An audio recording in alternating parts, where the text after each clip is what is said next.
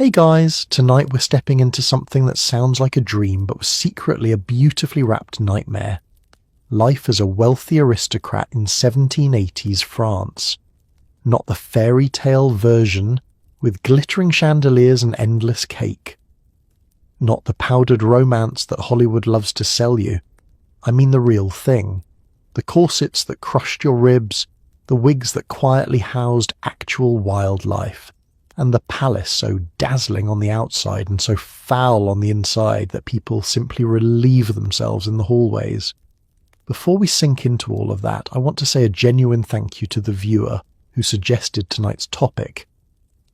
Your ideas are honestly what keep this whole thing alive, and I read every single one, so please keep them coming. If you enjoy these slow, late-night journeys through history, feel free to like the video and subscribe, but only if you actually enjoy what I do here. No pressure at all.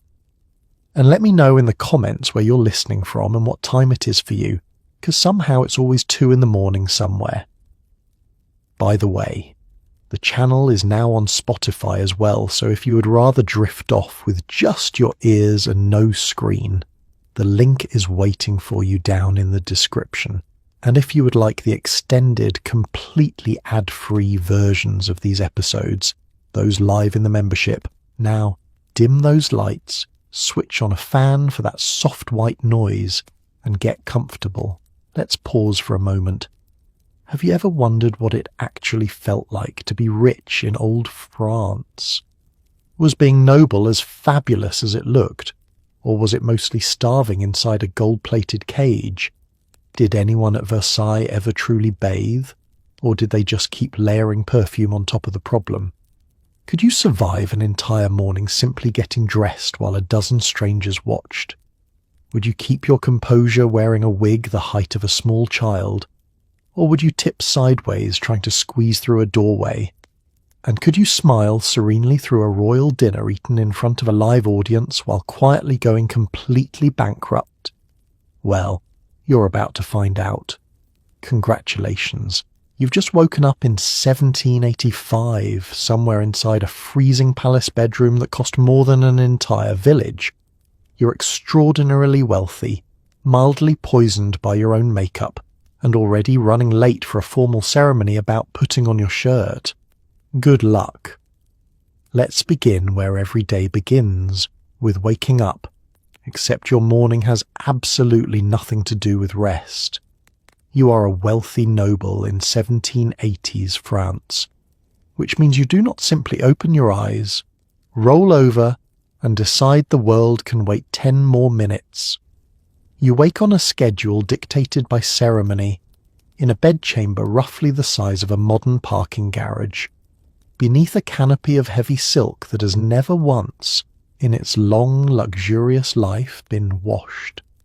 The room is freezing because palaces were built to impress visitors, not to keep a human being warm, and the fire across the vast floor is bravely heating a space it has no realistic hope of heating. And here is the genuinely exhausting part. The moment you stir, people appear. Servants, courtiers, and a few faces you do not recognize file in to watch you perform the sacred and delicate art of sitting up. Privacy, it turns out, is a peasant luxury. You're rich now, which means even your morning grogginess is a spectator sport. Let's linger on that cold for a moment, because it is worse than you imagine. The great rooms of a grand house held onto winter the way a cellar does, stone and marble drinking in the chill and giving nothing back. Your enormous windows are beautiful and about as insulating as a sheet of paper, so you lie there, tucked under blankets that cost a fortune, watching your own breath drift toward a ceiling painted with gods and cherubs who are frankly not helping. Somewhere in the room, a servant has already crept in to coax the fire back to life, moving quietly so as not to wake you, though of course you are awake, because who could sleep through the soft parade of people gathering to observe you? And they really do gather. In the grandest households, the moment of rising was a small ceremony in its own right, an event people competed to attend.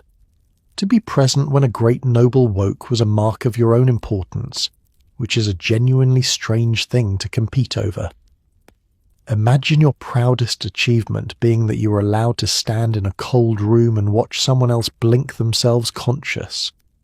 Yet that was the currency here. Proximity was power.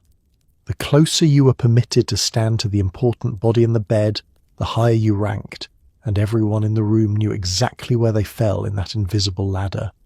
For you, the one actually in the bed, this means your first waking sensation is not peace but performance. There is no stumbling to a kitchen half asleep, no quiet cup of anything, no blessed 10 minutes of being a dishevelled human before the day begins. You're on display from the instant your eyes open. Every yawn is witnessed, every stretch is noted. If your face looks tired, someone will remark on it later gently and it will travel. You learn very quickly to wake up already composed, which is a skill no person should have to develop. So there you are, wealthy beyond most people's dreams, shivering under priceless silk, greeting the dawn in front of a small polite audience who consider this the highlight of their morning. It is opulent, it is absurd, and it is only the beginning, because now that you are awake, you cannot simply get dressed. Oh no! Getting dressed, as you are about to discover, is an entire ceremony of its own. Now that you are upright and surrounded by an audience, it is time for the lever, the formal ritual of getting dressed, which was somehow both a chore and a religious experience. You do not put on your own clothes. Absolutely not. That would be far too simple and far too dignified. Instead, each garment is handed to you by a specific person, in a specific order, according to a ranking so strict it could start a small war. The highest-ranking noble present has the honour of passing you your shirt, and if someone of even greater rank happens to arrive halfway through, the shirt must be taken back and handed over again by the more important person, while you stand there, half-dressed and shivering, like a very expensive mannequin. What should take 4 minutes takes closer to an hour. By the time you're finally clothed, you've been touched, adjusted, powdered, and stared at by more people than most peasants meet in a year. And you still have not had breakfast. Let's appreciate the sheer machinery of this. There is an order to everything, and the order is the entire point. One person is responsible for the stockings. Another handles a particular garment and nothing else. The passing of each item up the chain to the hands worthy of presenting it to you is choreographed like a slow, solemn dance, and heaven help anyone who reaches for the wrong thing at the wrong moment.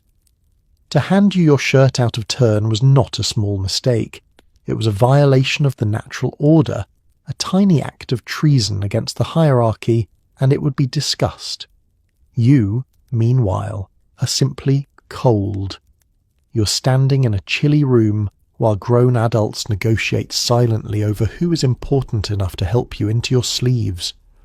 Picture waiting to put on a coat while 2 people argue, entirely through eyebrows, about which of them has earned the privilege of holding it for you. That is your morning, every morning. Your job in all of this is to remain gracious and still, to lift an arm when required, to tilt your head when powder is applied, and above all to behave as though being dressed by committee is the most natural thing in the world. There is a reason for the madness, of course. This whole elaborate business tied everyone at court tightly to the person at its centre.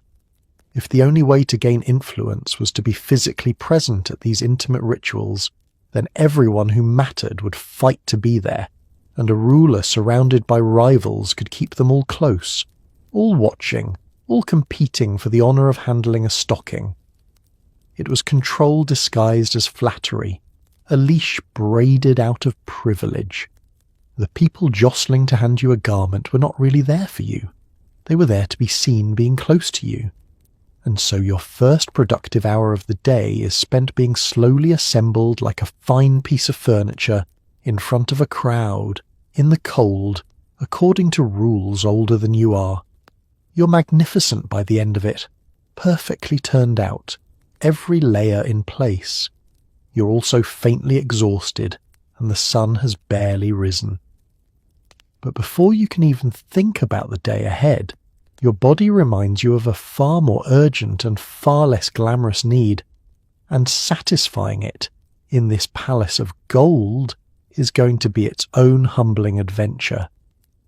Let's talk about the bathroom situation, because being rich did not save you from one of humanity's oldest problems, it simply added marble to it. For all its mirrors and gold, the Palace of Versailles was famously short on anything resembling a proper toilet. So you, a person of enormous wealth, relieve yourself into a chamber pot, an ornate porcelain bowl that someone else has the deeply unfortunate job of carrying away. If you are out and about in the palace and the need strikes, well, the corners of hallways, the bottoms of grand staircases, and the quiet spaces behind heavy curtains all saw a great deal of traffic they were never designed for. Courtiers in silk gowns worth a fortune would slip away to a stairwell and do exactly what you think. The result was a building that gleamed in every painting and quietly reeked in every reality. Money bought you many things in 1780s France. A pleasant place to go to the bathroom was somehow not one of them. Consider the logistics you're working with. A palace crowded with hundreds, sometimes thousands of people, all of them eating rich food and drinking wine, and nowhere near enough proper facilities to accommodate the results.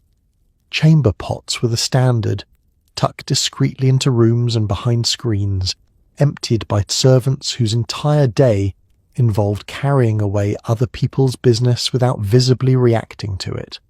Spare a thought for those servants, honestly. Somewhere in that shining palace, a real human being was walking a covered bowl down a corridor and hoping not to trip. The truly fashionable had access to a slightly grander solution, a padded seat concealing a pot, an elegant piece of furniture that dressed up the whole affair in comfort and pretended it was something else. But there were never enough, and demand, shall we say, was relentless. When you cannot reach one in time and dignity is competing with necessity, necessity has a way of winning. This is how a corridor in the most celebrated palace in Europe becomes a place you learn to watch your step. The gilded halls that dazzled visitors by day carried a distinctly different atmosphere in the neglected corners, and everyone simply agreed, collectively and silently, not to talk about it.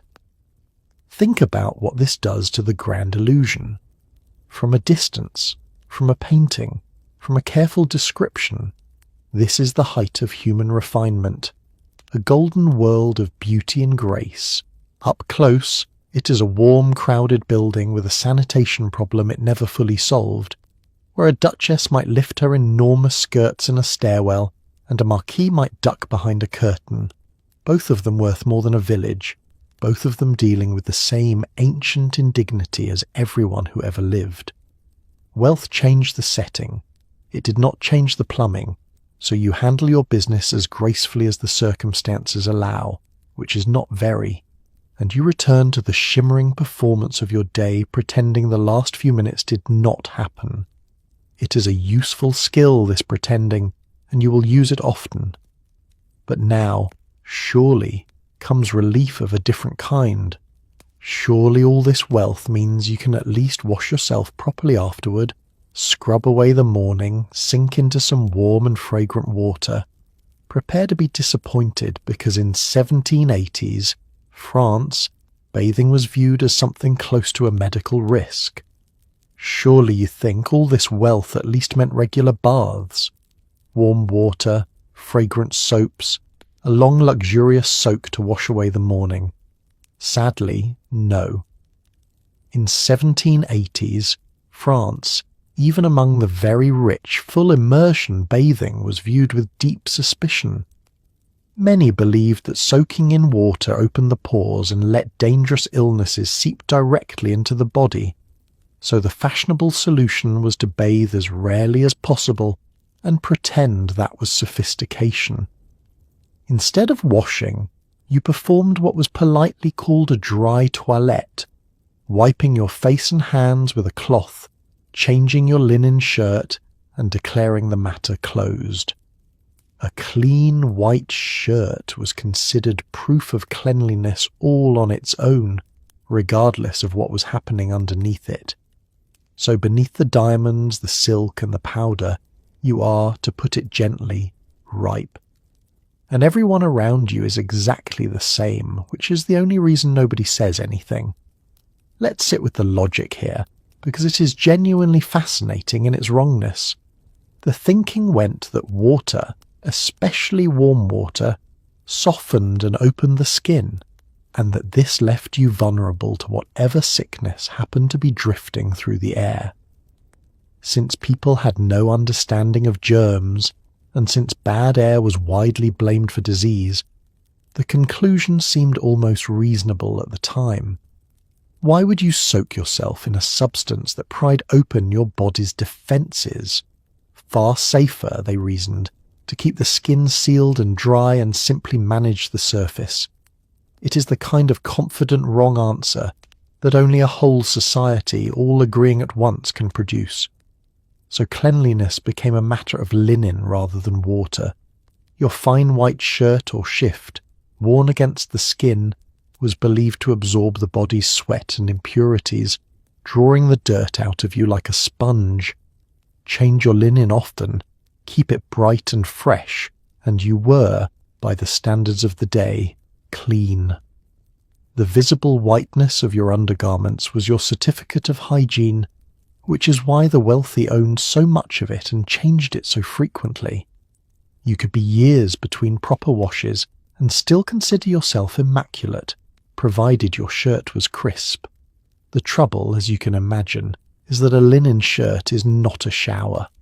It manages the problem the way a paper towel manages a flood.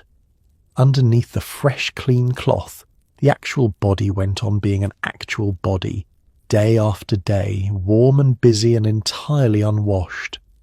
Layer that reality across an entire crowded court, seal it into rooms with poor ventilation, add heavy clothing that could not easily be laundered, and you begin to understand why the coming solution, drowning everything in perfume, was less a luxury and more a desperate necessity. And yet, in their own minds, these people were the pinnacle of refinement.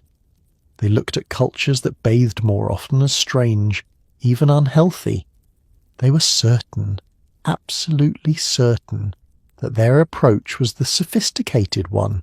It is a humbling reminder that being wealthy, powerful, and utterly convinced of your own good taste is no guarantee whatsoever that you are correct, or, in this case, that you smell like anything a modern nose could tolerate. So you wipe your face, button yourself into a spotless fresh shirt, and stride off feeling clean and virtuous, carrying with you the accumulated reality of a body that has not met soap and water in a very long time. But you will not walk around announcing that.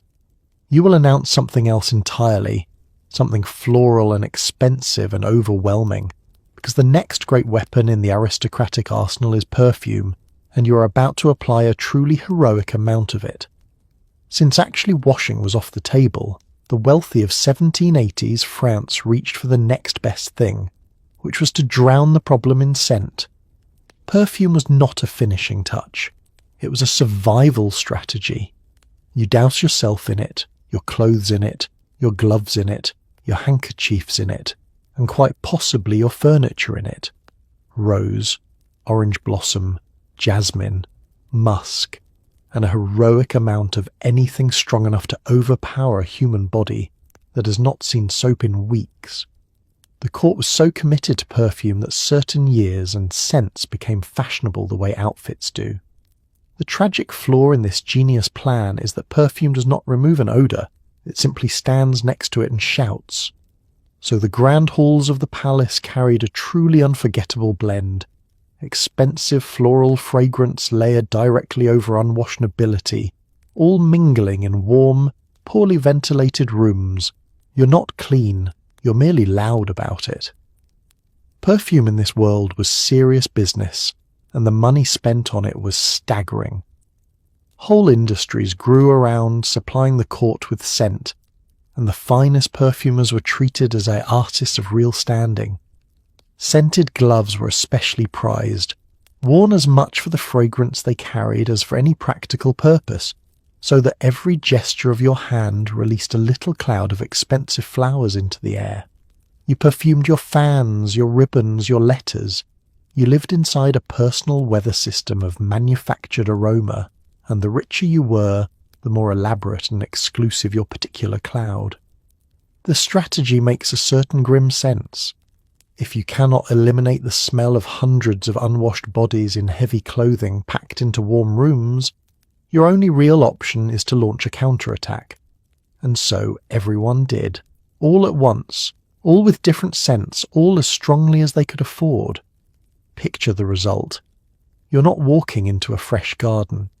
You're walking into a collision, a battlefield where rose is wrestling with musk, orange blossom is fighting jasmine, and underneath the entire chaotic bouquet sits the persistent, patient, unbothered reality that the perfume was trying to hide in the first place.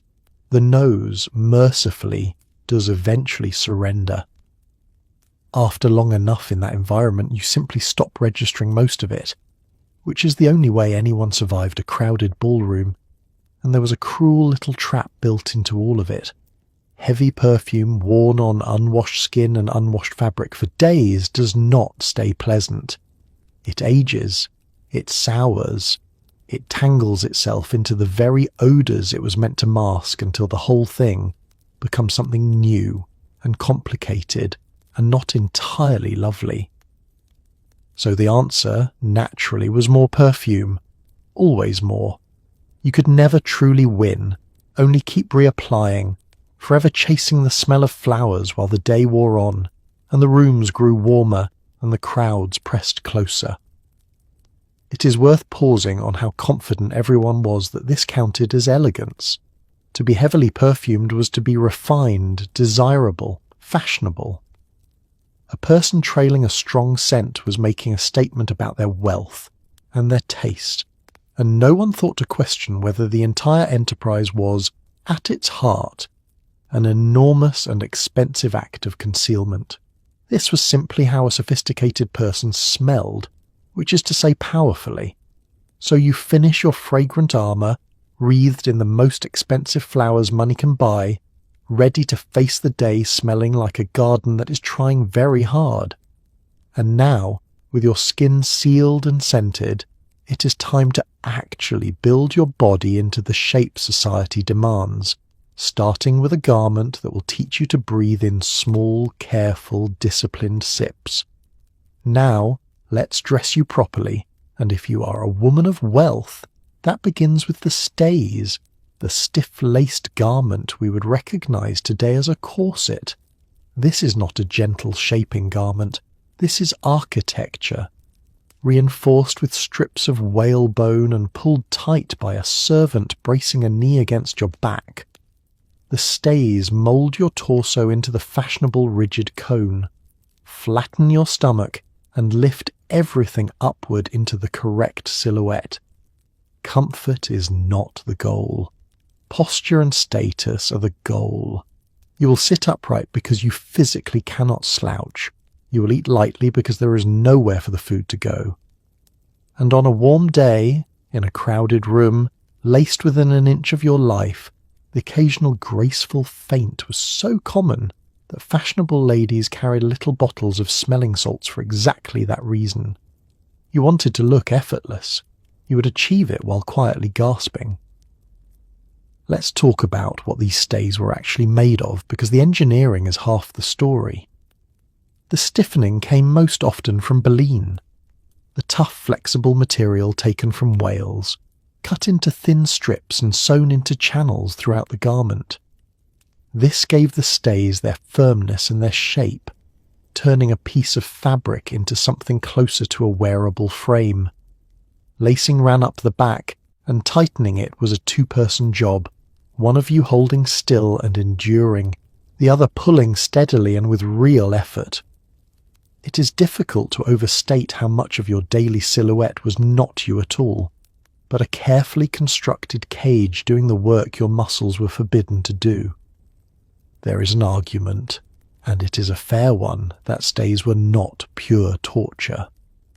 Worn correctly, they supported the back, distributed the considerable weight of heavy gowns, and were simply the ordinary underpinning of respectable dress, no stranger to the women of the time than any everyday garment is to us. Not every set of stays was cinched to a punishing extreme. For many women, they were just the normal, expected foundation you put on without much thought. But for high fashion, for the court, for the occasions that demanded the most dramatic shape, the lacing tightened and the comfort vanished, and that is the version you, our fashionable noble, are wearing today. And that version has consequences. Bound tightly at the ribs and waist, your breathing becomes shallow by necessity, your lungs given far less room than they would like. Bend at the waist? Not easily and not gracefully. Slouch after a long evening? Impossible, which is precisely the point, because a straight back was the mark of good breeding, and the stays enforced it whether you cooperated or not. Eat a large meal inside this construction, and you will regret it quickly, since your stomach has been given a firm and non-negotiable ceiling. Small portions were not always daintiness. Sometimes they were simple mechanics. The fainting, then, was not mere delicacy or drama, though it certainly became fashionable to be seen as fragile. Combine restricted breathing with a hot, crowded room, layers of heavy fabric and a long event you cannot leave, and a swoon becomes a genuine physical event. Which is why the smelling salts existed, tucked away and ready. A small, sharp remedy for the predictable moment your body objected to what fashion was doing to it. So, you're laced, upright, and elegant, breathing in careful, measured sips. Your posture flawless because you have no other option. And now that your middle has been sculpted into the perfect shape, it is time to make you wider, dramatically and impractically wider, with a contraption that will turn every doorway you meet into a small logistical crisis. With the stays in place, it is time to widen you considerably. Enter the panniers, the framework of hoops worn on each hip that pushed your skirts out to the sides, sometimes to a truly heroic width. At their most extreme, a formal court gown could stretch several feet across, meaning you now occupy roughly the same floor space as a small dining table. This creates a delightful set of problems that no amount of money can solve. Doorways become a strategic challenge you must approach at an angle. Sitting down requires planning, and often a specially designed chair. Two fashionable women cannot pass each other in a narrow corridor without one of them essentially reversing out. Carriages become a puzzle of folding and stuffing. You glide through the palace looking magnificent and immovable, a walking monument to the idea that taking up space was itself a form of wealth. Let's understand the structure holding you out to such absurd dimensions. Panniers were frameworks, made of materials like cane, wood, or metal, tied around the waist and hanging at the hips to spread your skirt sideways while leaving the front and back relatively flat. For the grandest court occasions, they reach widths that seem almost comical now, forcing an entirely new way of moving through the world. This was not an accident or an oversight. The width was the message. It announced that you had the wealth to drape yards and yards of costly fabric across an enormous frame, and the leisure to move slowly and carefully through spaces that ordinary furniture and ordinary doorways were never built to accommodate. The practical comedy of daily life inside such a garment is hard to overstate. Doorways, as mentioned, demanded a careful sideways approach, a little turn and shuffle that everyone performed and no one acknowledged. Sitting was its own science.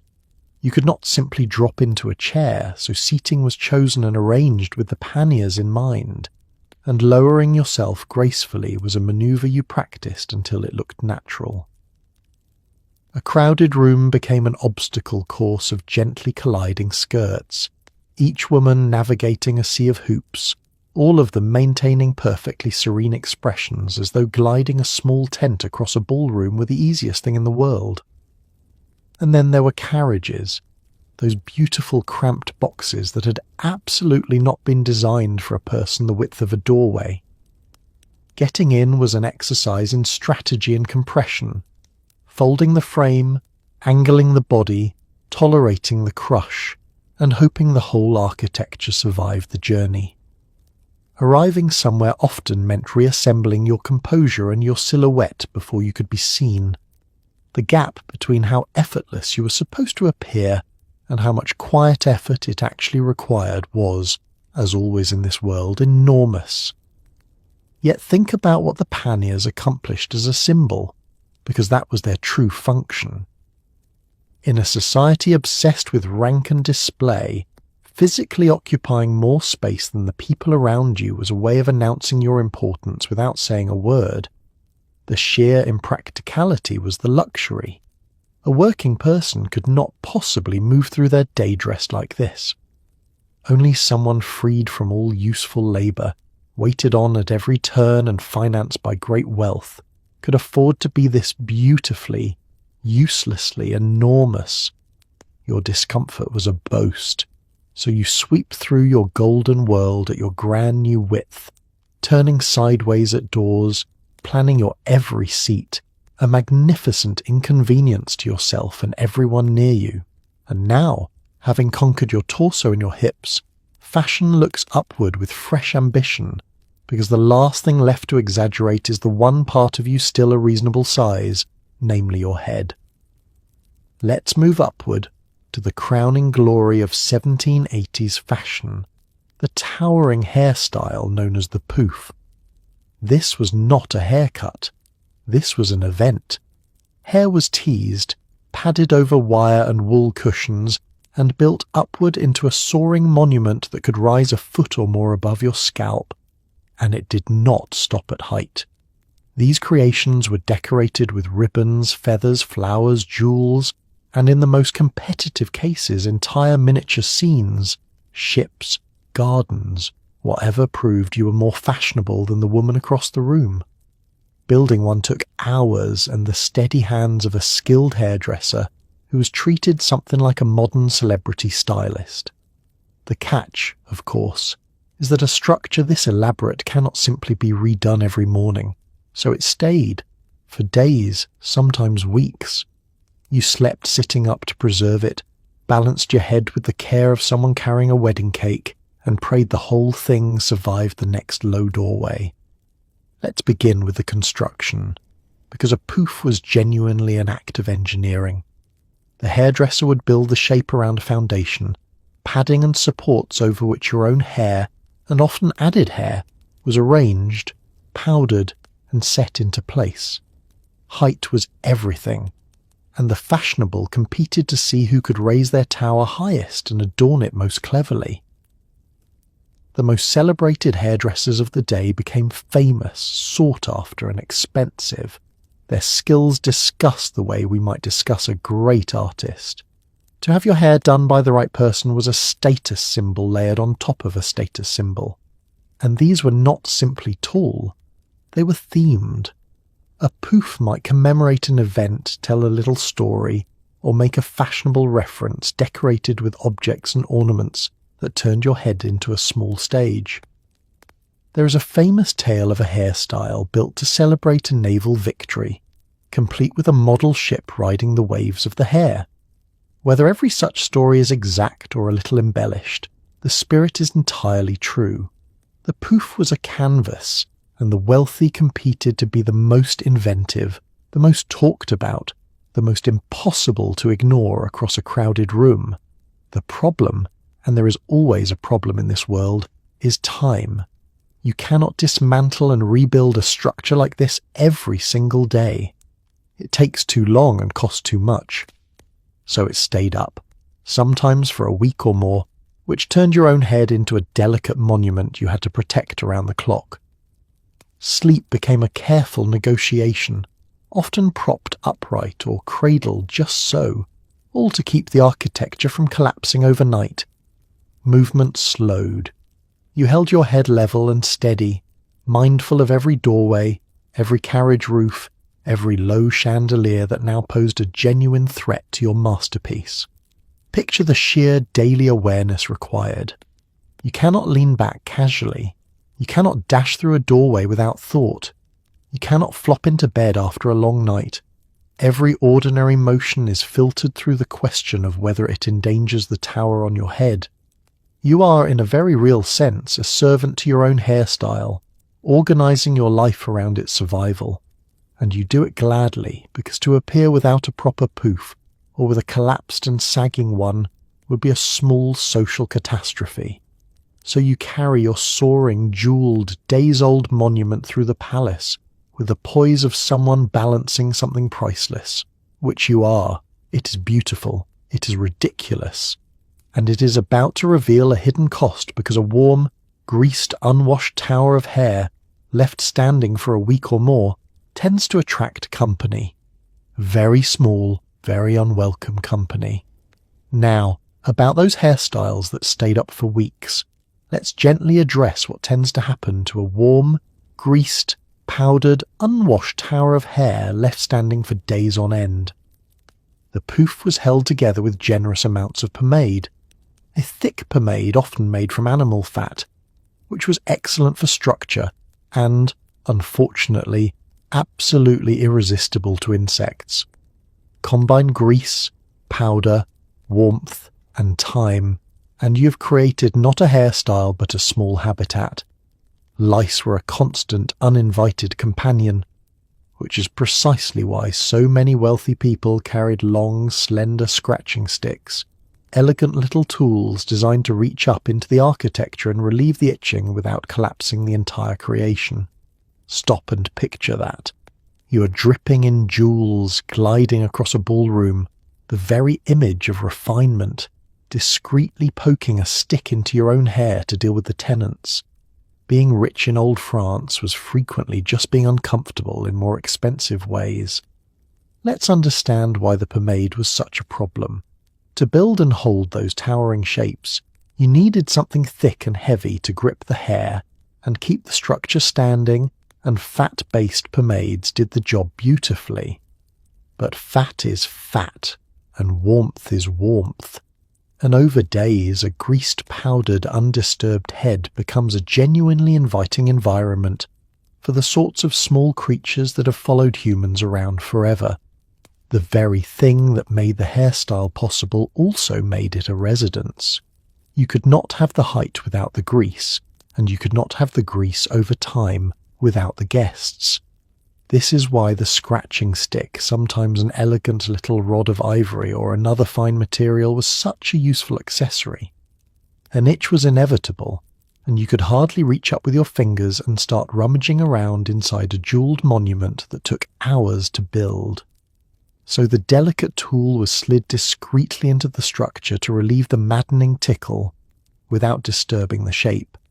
It is one of the most quietly telling objects of the era, a beautiful instrument whose sole purpose was to help you scratch at the wildlife nesting in your fashionable hair while maintaining an air of total serenity. And here is the part worth holding on to. This was not a problem of the poor. We tend to imagine lice and grime as afflictions of the desperate, the ragged, the people scraping by. But the poof was a luxury of the wealthy, the most expensive and elaborate hair in the country, and it came with exactly these companions built in. The higher your station, the taller your hair, the longer it stayed up, and the more hospitable it became. In a strange way, the fanciest heads in France were often the most inhabited. Refinement and infestation, hand in hand, gliding together across the ballroom floor. Consider the mental discipline this demanded. To itch, sometimes fiercely, and to reveal nothing. To carry on a witty conversation, to dance, to hold court, all while quietly aware of the small, unpleasant reality perched on top of your skull. Composure was everything, and composure meant never letting the discomfort show, never breaking the illusion, never admitting out loud what everyone in the room already knew was true of their own heads as well. The whole court was in on the secret, and the whole court pretended otherwise, so you glide onward, jewelled and serene and faintly itchy, master of a hairstyle that is slowly becoming an ecosystem. And once the hair is settled, attention turns to the face, where fashion demands a flawless, luminous, deathly pale complexion, achieved with a cosmetic that was as poisonous as it was popular. Let's talk about your complexion, because the beauty standard of the era was pale, and I mean unnaturally, ghostly, almost luminous pale. Tanned skin meant you worked outdoors like a common labourer, so the fashionable rich went to alarming lengths to look as though they had never once seen the sun. The most popular way to achieve this flawless white finish was a cosmetic made with white lead, spread thickly across the face, neck, and chest. It gave that smooth porcelain look everyone wanted. It also happened to be slowly poisonous.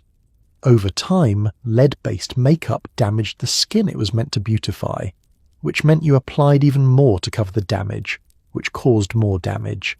A truly vicious and expensive cycle. Add a bright circle of rouge high on each cheek, applied with more enthusiasm than subtlety, and your fashionable face was complete. You looked exactly as society demanded. You were also, quite literally, wearing a low dose of your own decline. Let's understand the beauty logic first, because it explains the whole grim ritual. Pale skin meant you did not labour in fields under the sun. It meant leisure, wealth, and status, an entire life story told by a complexion. So the fashionable chased whiteness relentlessly, and the most effective way to achieve that perfect even porcelain surface was a preparation built around white lead, which blended smoothly, covered flaws, and delivered exactly the luminous finish everyone craved. It worked wonderfully as a cosmetic. It was also, we now understand, steadily harming the person wearing it. The cruelty of the cycle is what makes it so memorable.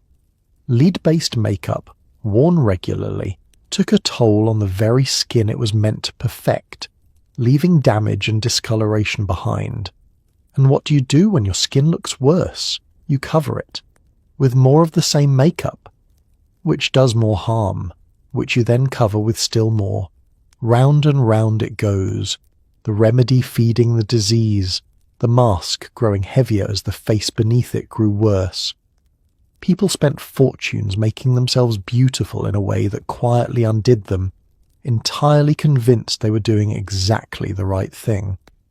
Onto that pale canvas went the rouge, and the French court wore it boldly. This was not the soft, natural flush a modern eye might expect. Fashionable rouge at the height of court style was applied in strong, deliberate circles high on the cheeks, a striking and highly artificial look that announced itself from across the room. Far from trying to seem natural, it embraced the artifice completely. The point was not to look like a healthy outdoorsy glow. The point was to look expensively, unmistakably, fashionably painted, a face that could only belong to someone with the wealth and standing to wear it. And this was not only a feminine ritual. Men of the court painted as well, powdering pale and adding colour, all in the same pursuit of the refined, cultivated, untouched by labour appearance that mark the elite. The whole upper world of France went about with faces built up in layers of powder and paint, pale as the moon, cheeks bright, entirely committed to a standard of beauty that was as artificial as it was admired and as dangerous as it was expensive. So there you sit, your face a masterpiece of fashionable illusion, luminous and bright and quietly toxic, gazing at your reflection with satisfaction while the makeup slowly does its work beneath the surface. You look perfect. You look exactly like everyone who matters. and to complete the look, you reach for one final touch, a scattering of small dark shapes that were part decoration, part disguise, and part a secret language spoken entirely in little velvet dots.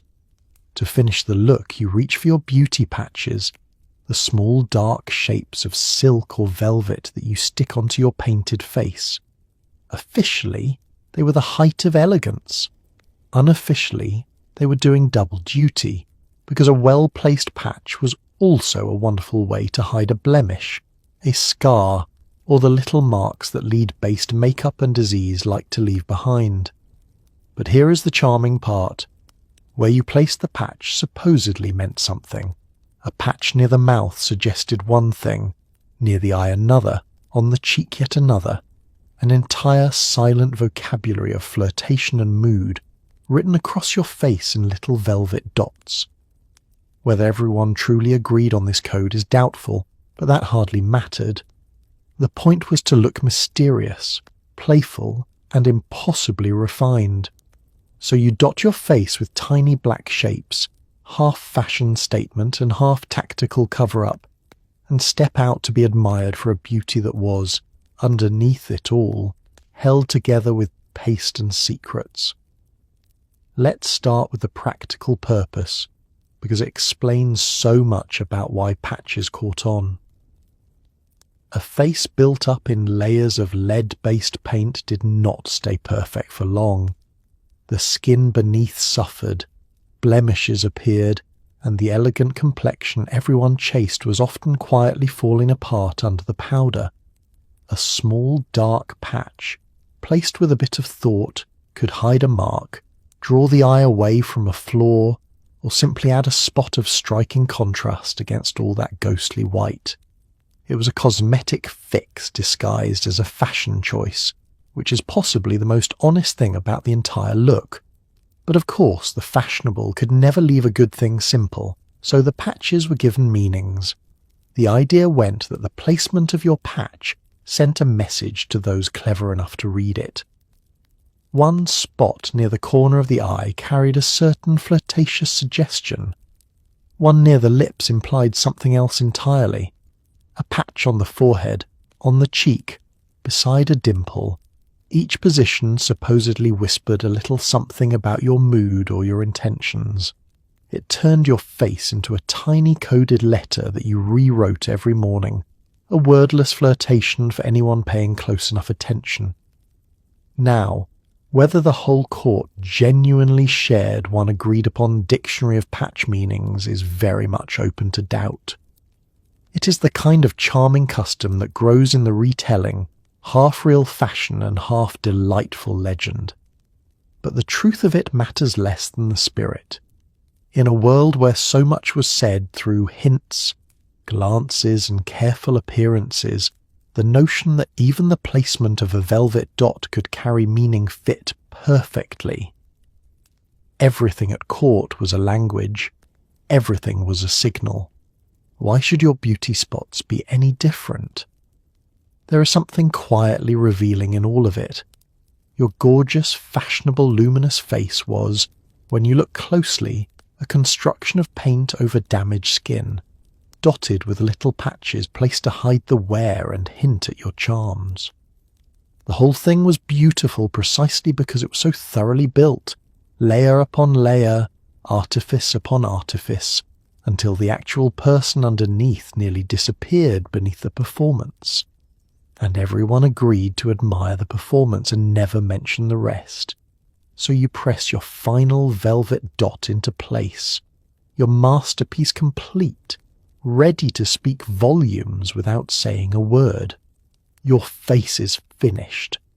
Now, unfortunately, you have to open your mouth, and when you do, the state of your fashionable teeth is going to tell a rather different story about the price of being rich. Here's a strange upside of poverty in 1780s France. If you were poor, you probably kept more of your teeth.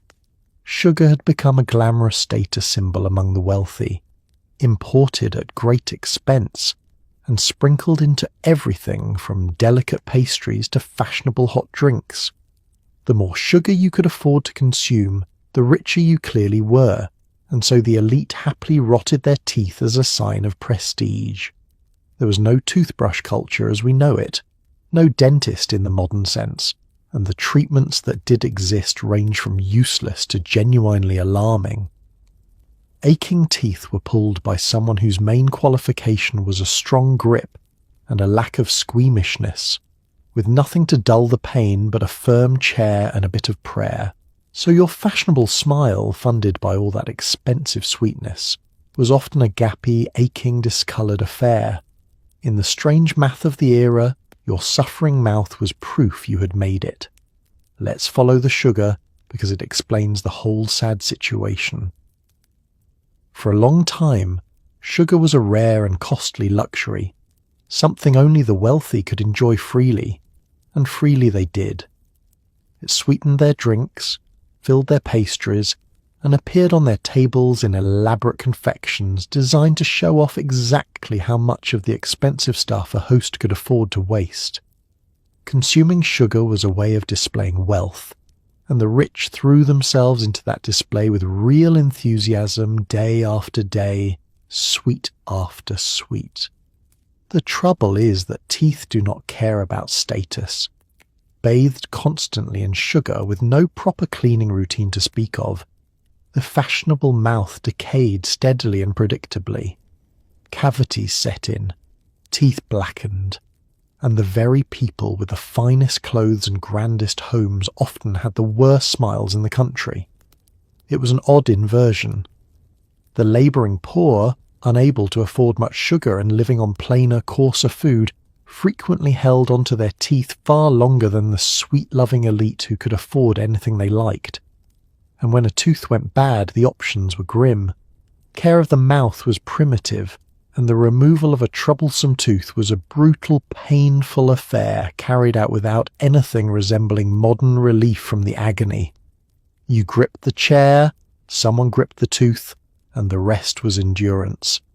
A wealthy person might have access to slightly better practitioners than a poor one, but better is a generous word here. The fundamental experience was the same, namely pain, force, and hope. There were attempts at solutions, of course, some of them quite inventive and some frankly disturbing.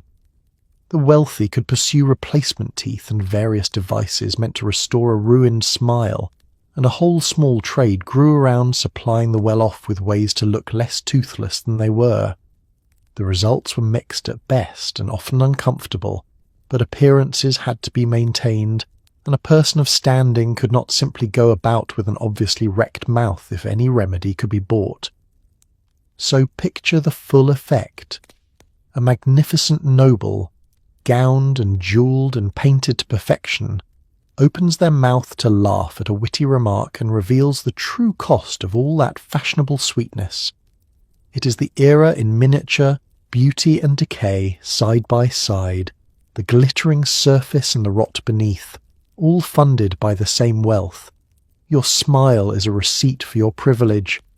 And speaking of all that expensive food, let's finally sit you down to eat. Because the aristocratic diet was a marvel of abundance that treated a meal less as nourishment, and more as a monument to having far more than you could ever actually need. Let's finally feed you, because you have earned it after that grueling morning of standing still while others dressed you. Breakfast for the wealthy was a rich affair, and it set the tone for a day of eating that would horrify a modern physician. Fresh bread, butter, preserves, delicate pastries, chocolate whisked into a warm, frothy drink, and coffee for those keeping up with the newest fashionable habit. It sounds delightful, and honestly, it partly was. But this was only the opening act of a diet built almost entirely around abundance for its own sake. You will spend your day surrounded by heavy, buttery, meat-laden, sauce-drenched food, not because you are hungry, but because having enough to waste was the entire point. Meanwhile, you barely move, cushioned by servants who do everything for you. A body fed like a king and work like a house cat can only go in one direction, and we will get there. For now, enjoy your chocolate, Let's dwell on that chocolate because it captures the spirit of aristocratic dining perfectly. Drinking chocolate had become a fashionable indulgence among the wealthy, prepared warm and rich and often taken in the comfort of one's own rooms as a leisurely start to the day. It was expensive, it was exotic, and it was exactly the sort of pleasant luxury that separated your morning from the morning of a working person who was already hours into hard labour while you sipped something warm and sweet in bed. Coffee, too, was rising in fashion, a newer habit for those keeping pace with the latest tastes. But breakfast was gentle compared to what followed. The great meals of the wealthy were extravagant productions, built around abundance, variety, and the display of plenty. Rich meats, elaborate sauces heavy with butter and cream, all manner of dishes arranged to impress as much as to feed.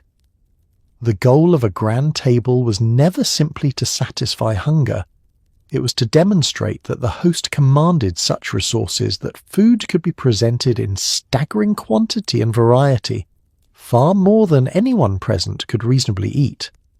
Waste in this world was a boast. The flavours leaned rich and heavy, the portions generous, and the emphasis fell squarely on the kinds of foods that announced wealth. Meat in abundance, refined breads and pastries, sweets and delicacies, all the things that cost money and effort to produce. Simple, plain, wholesome eating was for people who had no choice. You had every choice, and you chose over and over the richest options on offer, because that was what your station demanded and your table was expected to provide. Now set that diet against your daily life, which involved remarkably little physical effort. You were dressed by others, carried by carriage, waited upon at every turn, and spared nearly all the labour and movement that filled an ordinary person's day.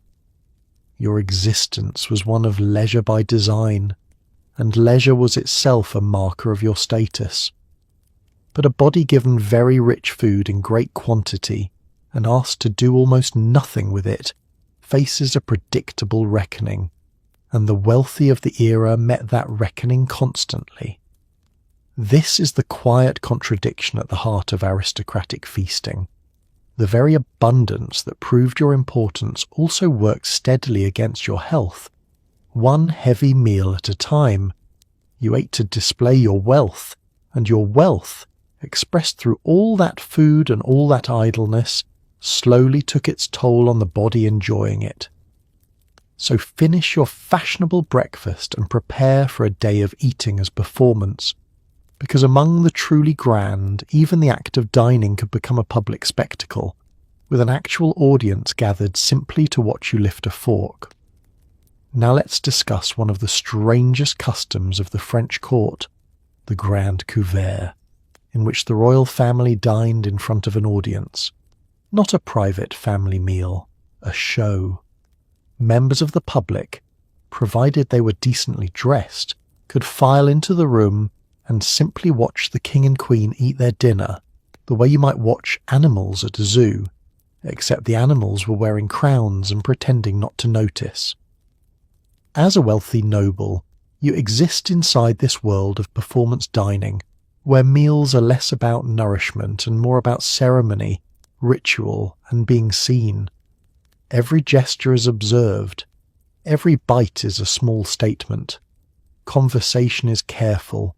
Posture is perfect. And the food, having travelled from distant kitchens through long cold corridors, frequently arrives lukewarm and slightly sad.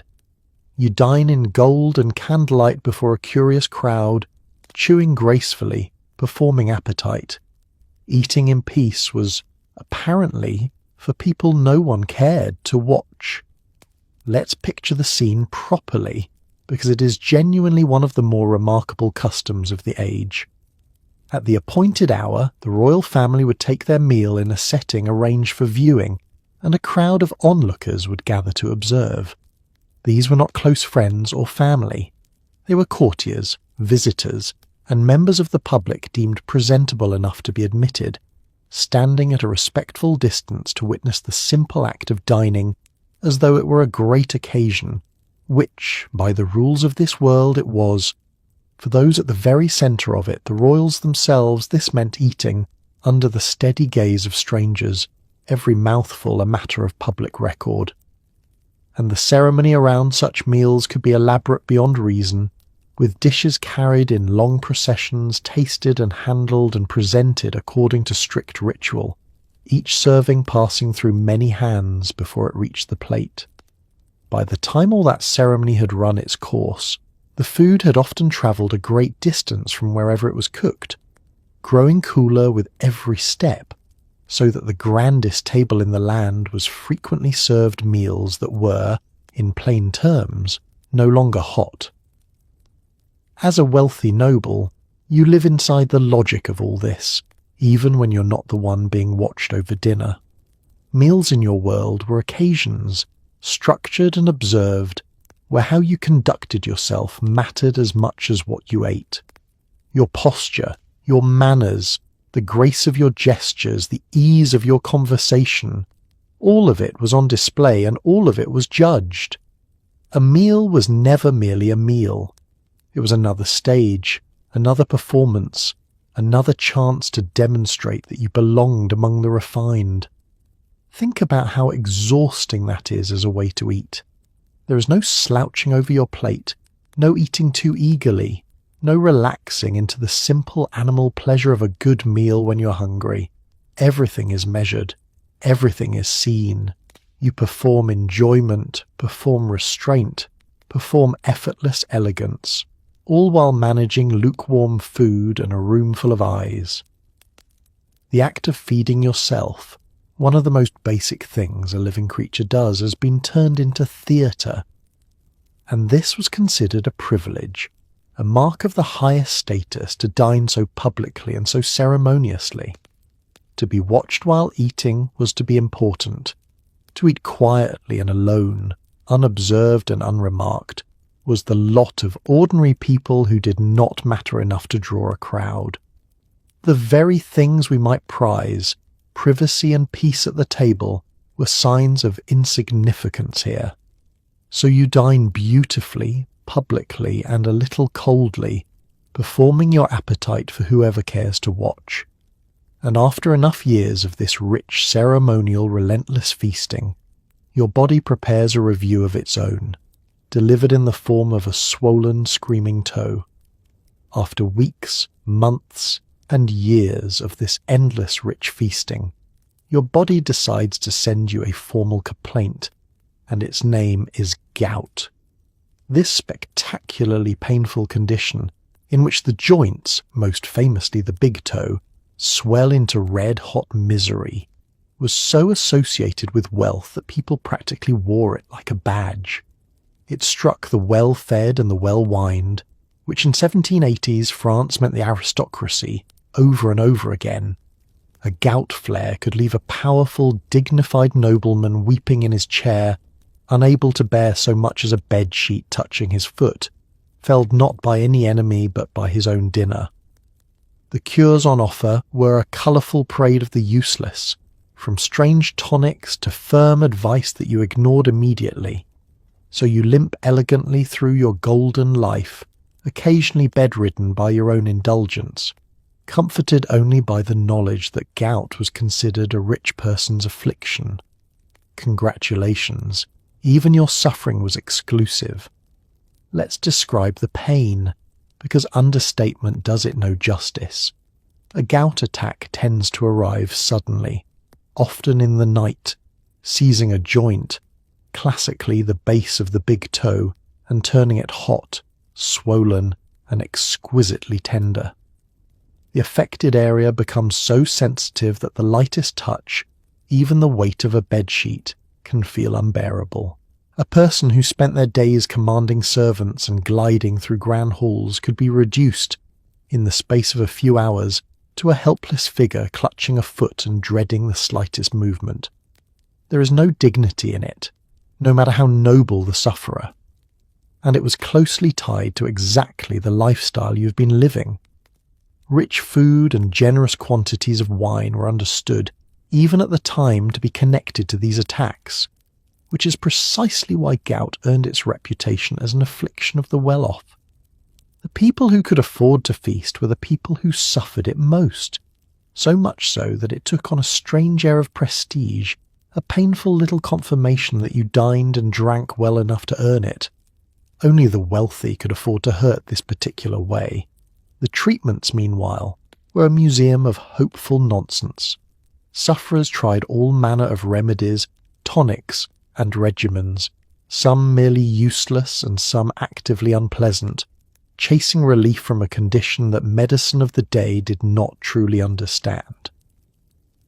The one piece of advice that might have genuinely helped, namely to eat and drink more moderately, was also the advice most cheerfully ignored, because moderation ran directly against everything the aristocratic table stood for. You were not about to give up the very feasting that proved your status, simply because your foot objected to it. So gout became a recurring visitor, arriving to lay you low, departing to let you recover, and returning again whenever your habits invited it back, which was often. Between attacks you carried on exactly as before, feasting and drinking and living the life expected of you, until the next flare reminded you of the price. It was a cycle as predictable as it was painful, and you rode it around and around because the alternative, restraint, was simply not on the menu. There is a bleak little comedy in it all.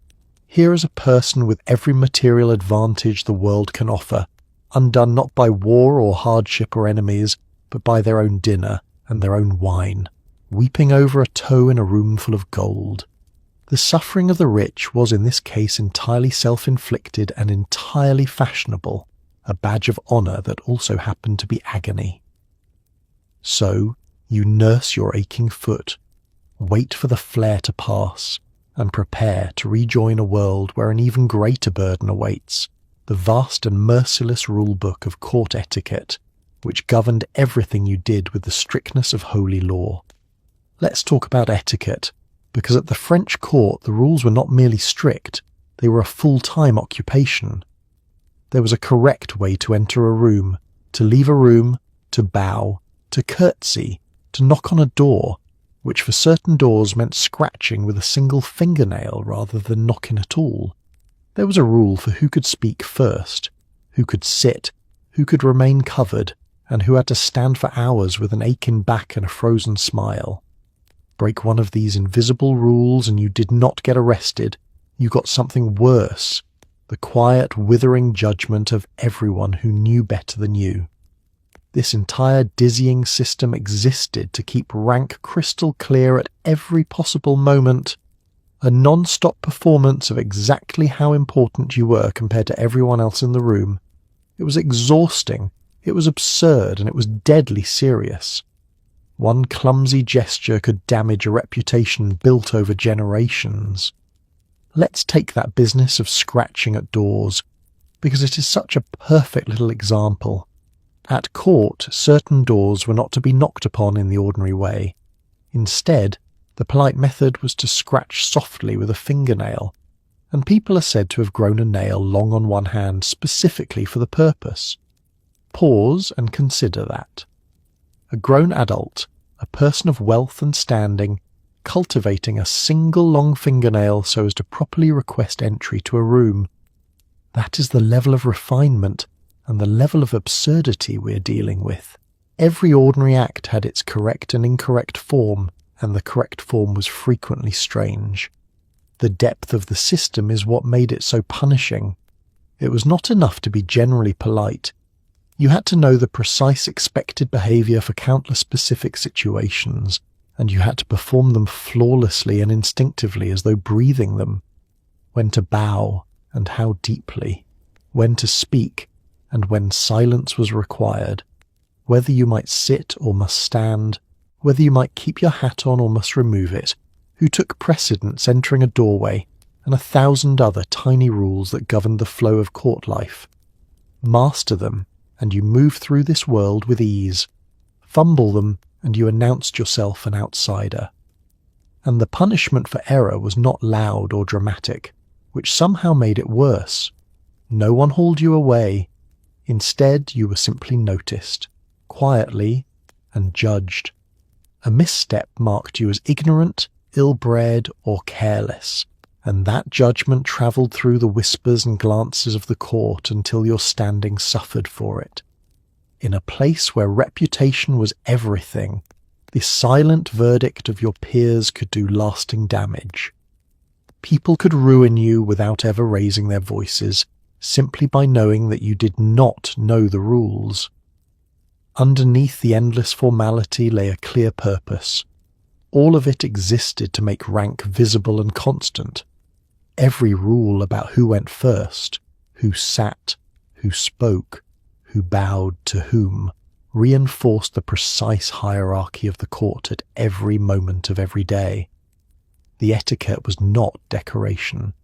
It was the machinery by which everyone was reminded endlessly of exactly where they stood in relation to everyone else. To follow the rules was to accept your place in that order, and to enforce them on others was to defend your own. So you memorize, you practice, you perform, and you never let your guard down, because the moment you relax is the moment you slip. It is a full-time job in itself, this business of behaving correctly, layered on top of everything else your privileged life demands. And nowhere did the whole strange system reach a more gloriously ridiculous peak than in the fierce, bitter, deadly serious question of who was allowed to sit down. Nowhere did court etiquette reach a more gloriously ridiculous peak than in the Great War over seating. Specifically, the tabouret, a simple padded stool, whose right to sit upon it in the presence of the Queen was one of the most fiercely guarded privileges in all of France. Only certain high-ranking women were permitted this honour. Everyone else stood, and this was not a minor detail, it was a matter of blood, lineage, and years of simmering resentment. Families feuded over stool rights. Careers rose and fell over who was allowed to sit and who was condemned to remain standing. Duchesses guarded the privilege jealously and watched with narrowed eyes for anyone who might claim it without proper standing. Try to explain this to a starving farmer outside the gates and watch their face.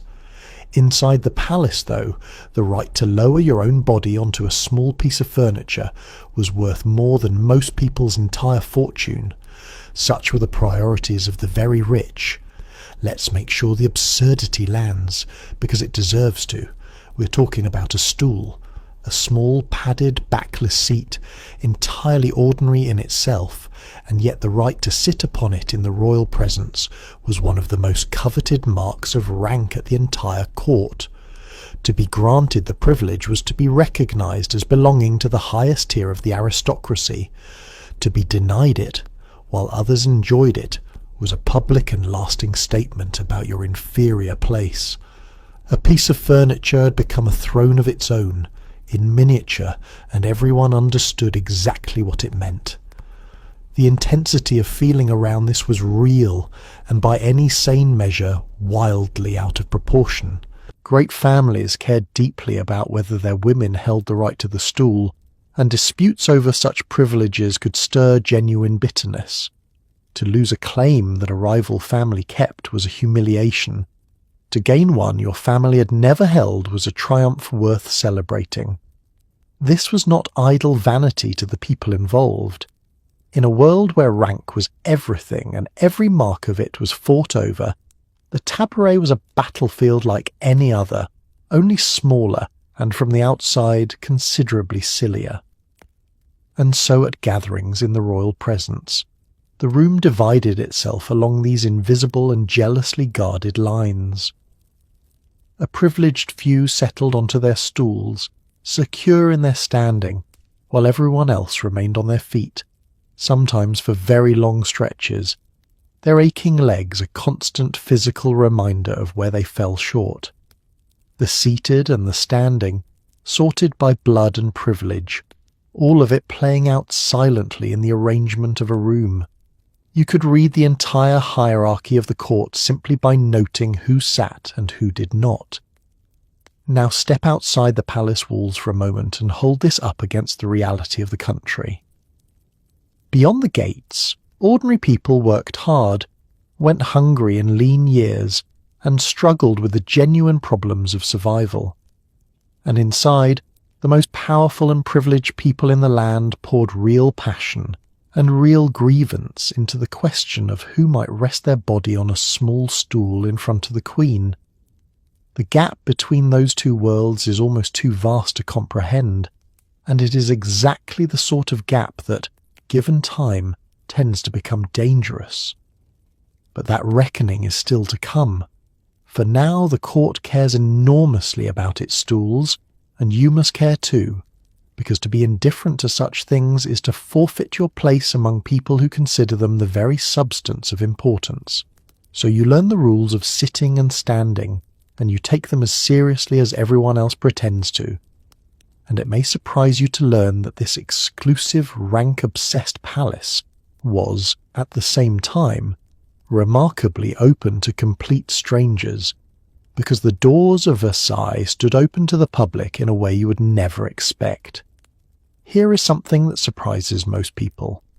Versailles, the beating heart of royal France, was remarkably open to the public, as long as you were dressed appropriately, and you could often rent the required accessories at the gate.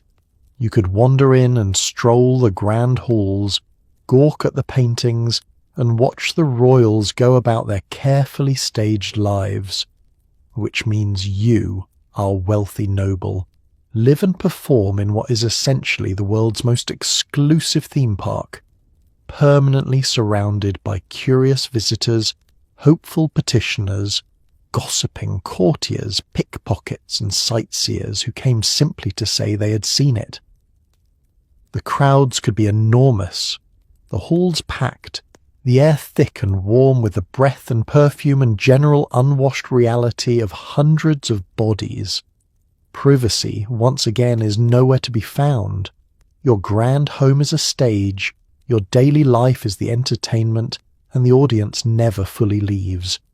Being rich here did not mean being alone. It meant never being alone. Let's dwell on how genuinely strange this arrangement was.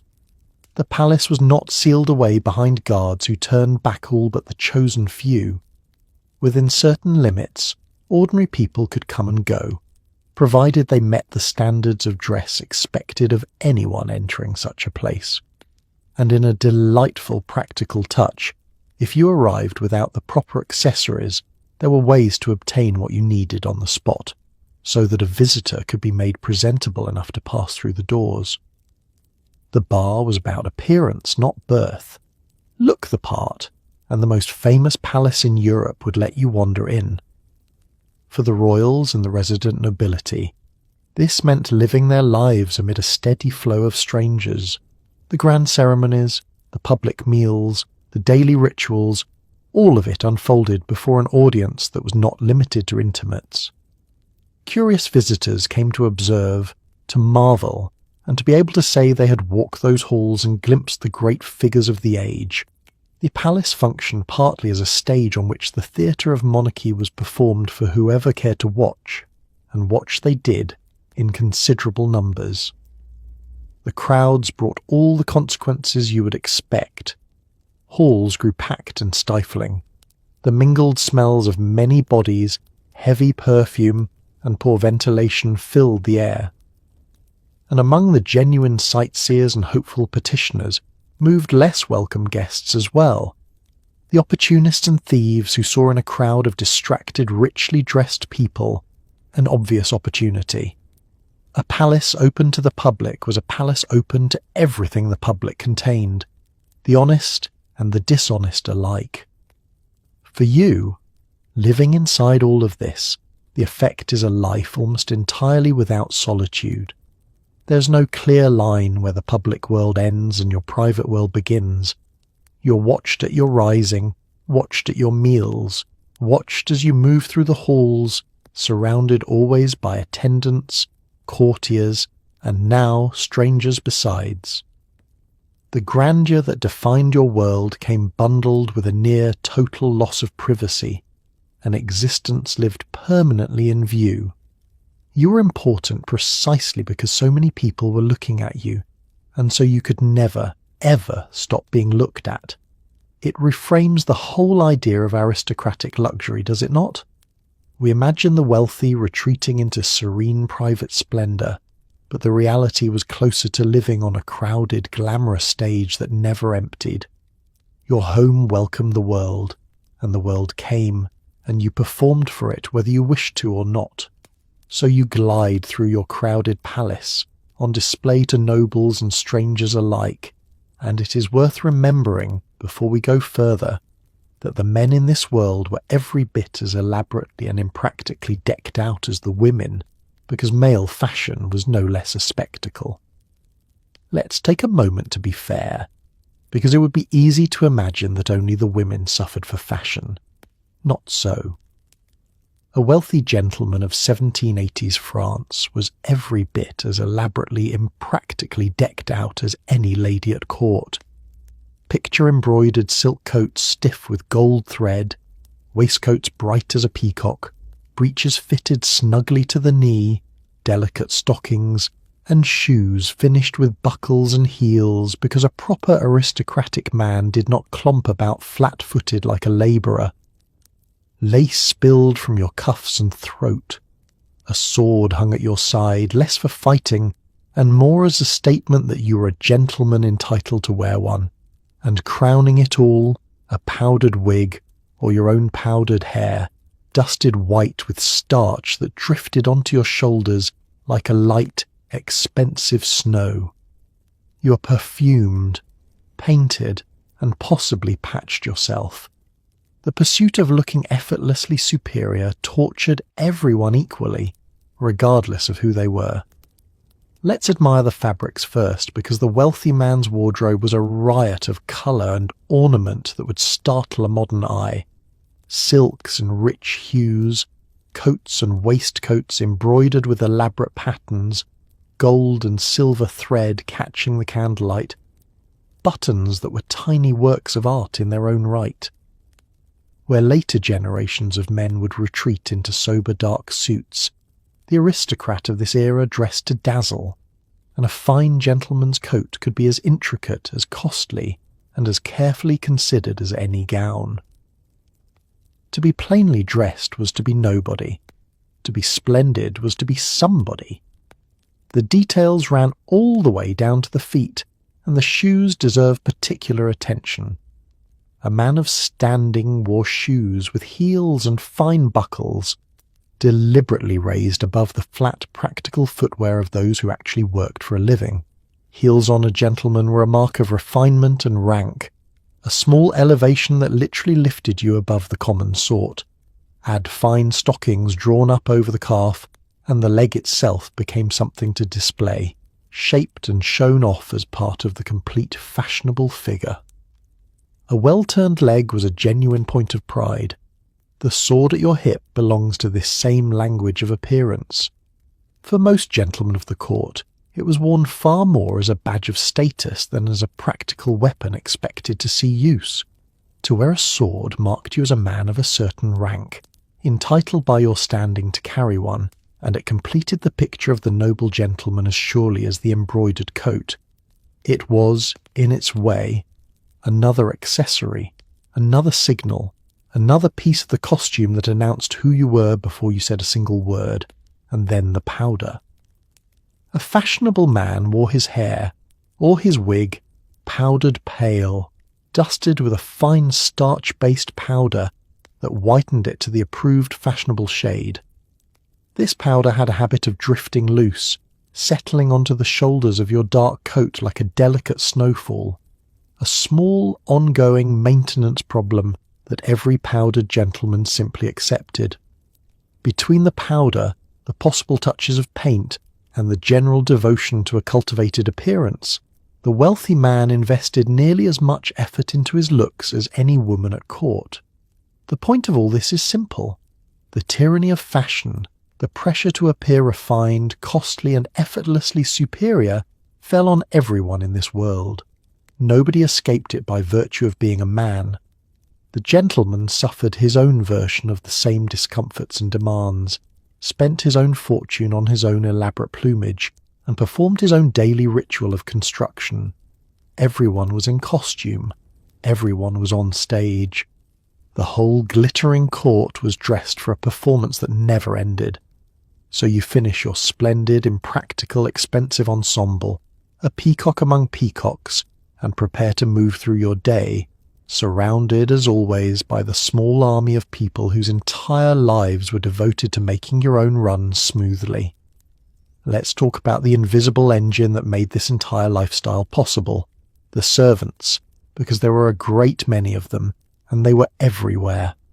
A wealthy household could employ dozens upon dozens of people, from cooks and footmen to the intimate attendants who dressed you, arranged your hair, and handled the tasks too undignified to name. Great noble houses were small kingdoms of labour, humming quietly behind the gilded walls. For you, this meant that from the moment you woke to the moment you slept, another human being was nearly always within arm's reach, watching, waiting, listening. You were never truly by yourself. A whispered conversation could be overheard. A private moment was a performance for whichever attendant happened to be nearby. The very servants who made your comfortable life possible also made it a fishbowl. You had everything done for you, which sounds wonderful, until you realize you also had nowhere to hide and no thought that stayed entirely your own. Let's grasp the scale of it, because the numbers were extraordinary. A great household did not employ a handful of helpers. It employed a small workforce, a whole hierarchy of servants with specialized roles and their own internal ranks and rivalries.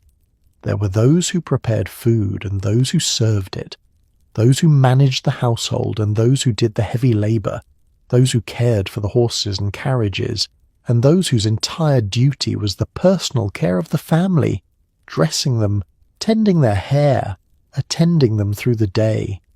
Running an aristocratic life at the expected standard required an army, and that army lived and worked all around you. This meant your life was one of constant attendance, which is a mixed blessing dressed up as pure luxury. Yes, you were spared nearly every practical task.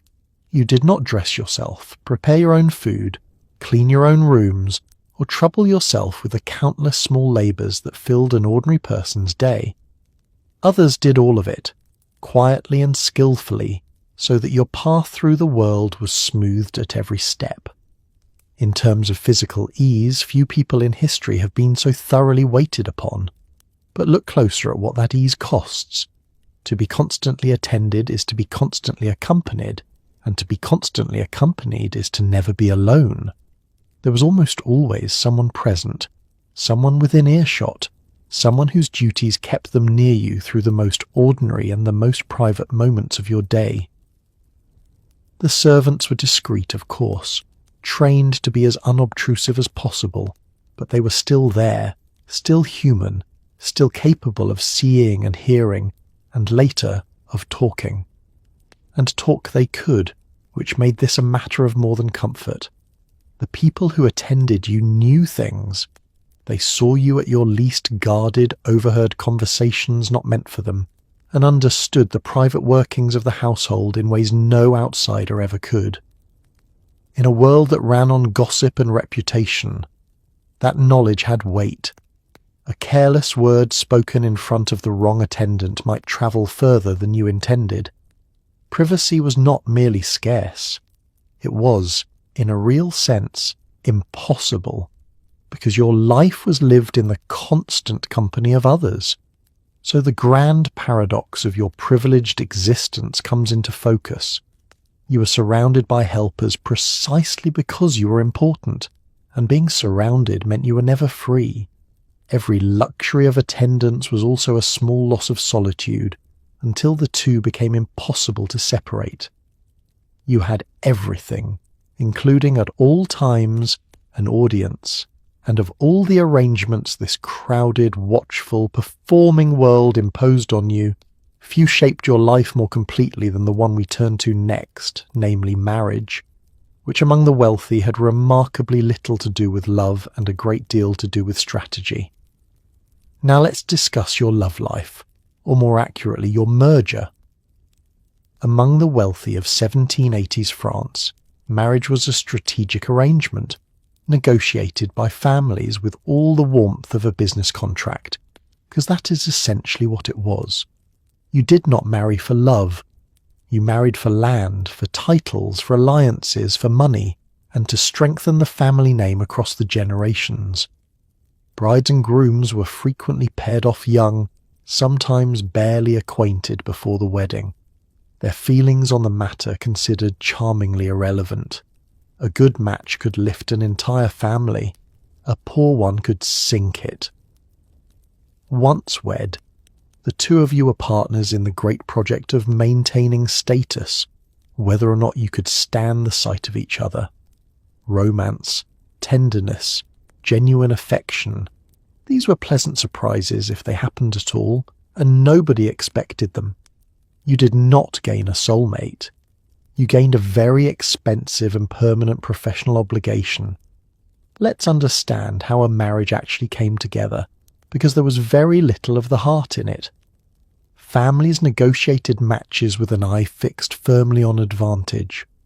What lands were joined together, what titles would be strengthened, what debts might be settled, what alliances secured, what standing improved. These were the questions that shaped a union among the wealthy, and they were weighed carefully, sometimes over long negotiations, by parents and relatives who treated the whole affair as the serious matter of family strategy it was. The two people to be married were, in a sense, the least consulted parties involved. Age and acquaintance mattered little against these calculations. It was entirely normal for a match to be arranged while the couple were still quite young, and for the bride and groom to know one another barely, if at all, before the wedding day. You might find yourself joined for life to a near stranger, chosen for you by others for reasons that had nothing to do with your own wishes. Your preferences were a minor consideration at best, easily overruled by the greater goal of the family's advancement. In this world, you were not merely a person seeking a partner, you were an asset to be placed wisely.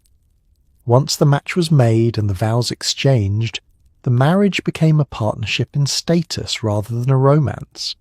The two of you were now jointly responsible for upholding the family's position, producing heirs to carry the line forward, and presenting the correct image to the world. Whether affection existed between you was largely beside the point. What mattered was that the arrangement functioned, that appearances held, and that the great ongoing project of the family's standing continued smoothly with the two of you as its newest partners. This is not to say love never appeared. Sometimes it did, growing over the years or striking by lucky chance, a genuine bond forming inside an arrangement that never required one. But such affection was a happy accident, not the purpose of the union, and no one entered marriage expecting it. To marry for love was regarded as impractical, even foolish, a luxury the serious business of aristocratic life could not afford. Feelings were unreliable, land and titles were not, so you take your assigned partner, join two great families, and settle into a lifelong professional relationship dressed up as a marriage. It is stable, it is strategic, and it is often quite cold. Which raises an obvious question about where all the passion in this world actually went, and the answer is that it went elsewhere, quietly and expectedly, into the discreet and thoroughly tolerated world of affairs. Given that marriage was a cold arrangement, it will not shock you to learn where the actual passion went. Among the fashionable elite, discreet affairs were so common that they were less a scandal and more an expectation, an open secret woven into the fabric of court life. Taking a lover or several was widely tolerated so long as everyone maintained the proper appearances and nobody was tacky enough to cause a genuine spectacle. Mistresses could wield real influence, and a well-connected lover was sometimes a source of power in their own right. The whole delicate dance ran on subtlety, gossip, coded glances, and an unspoken agreement that everyone would politely look the other way, at least until it became useful not to. It sounds thrilling and glamorous, and occasionally it was. But it was also a minefield of jealousy, reputation, and shifting loyalties, where the wrong affair with the wrong person could quietly ruin you. Even your heart was a matter of strategy.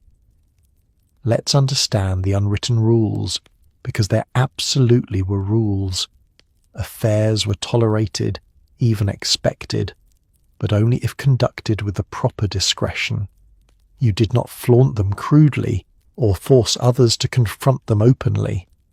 The whole arrangement depended on a shared willingness to keep up appearances, to preserve the dignity of the marriage on the surface while pursuing your genuine attachments beneath it. Manage that balance gracefully and no one blinked.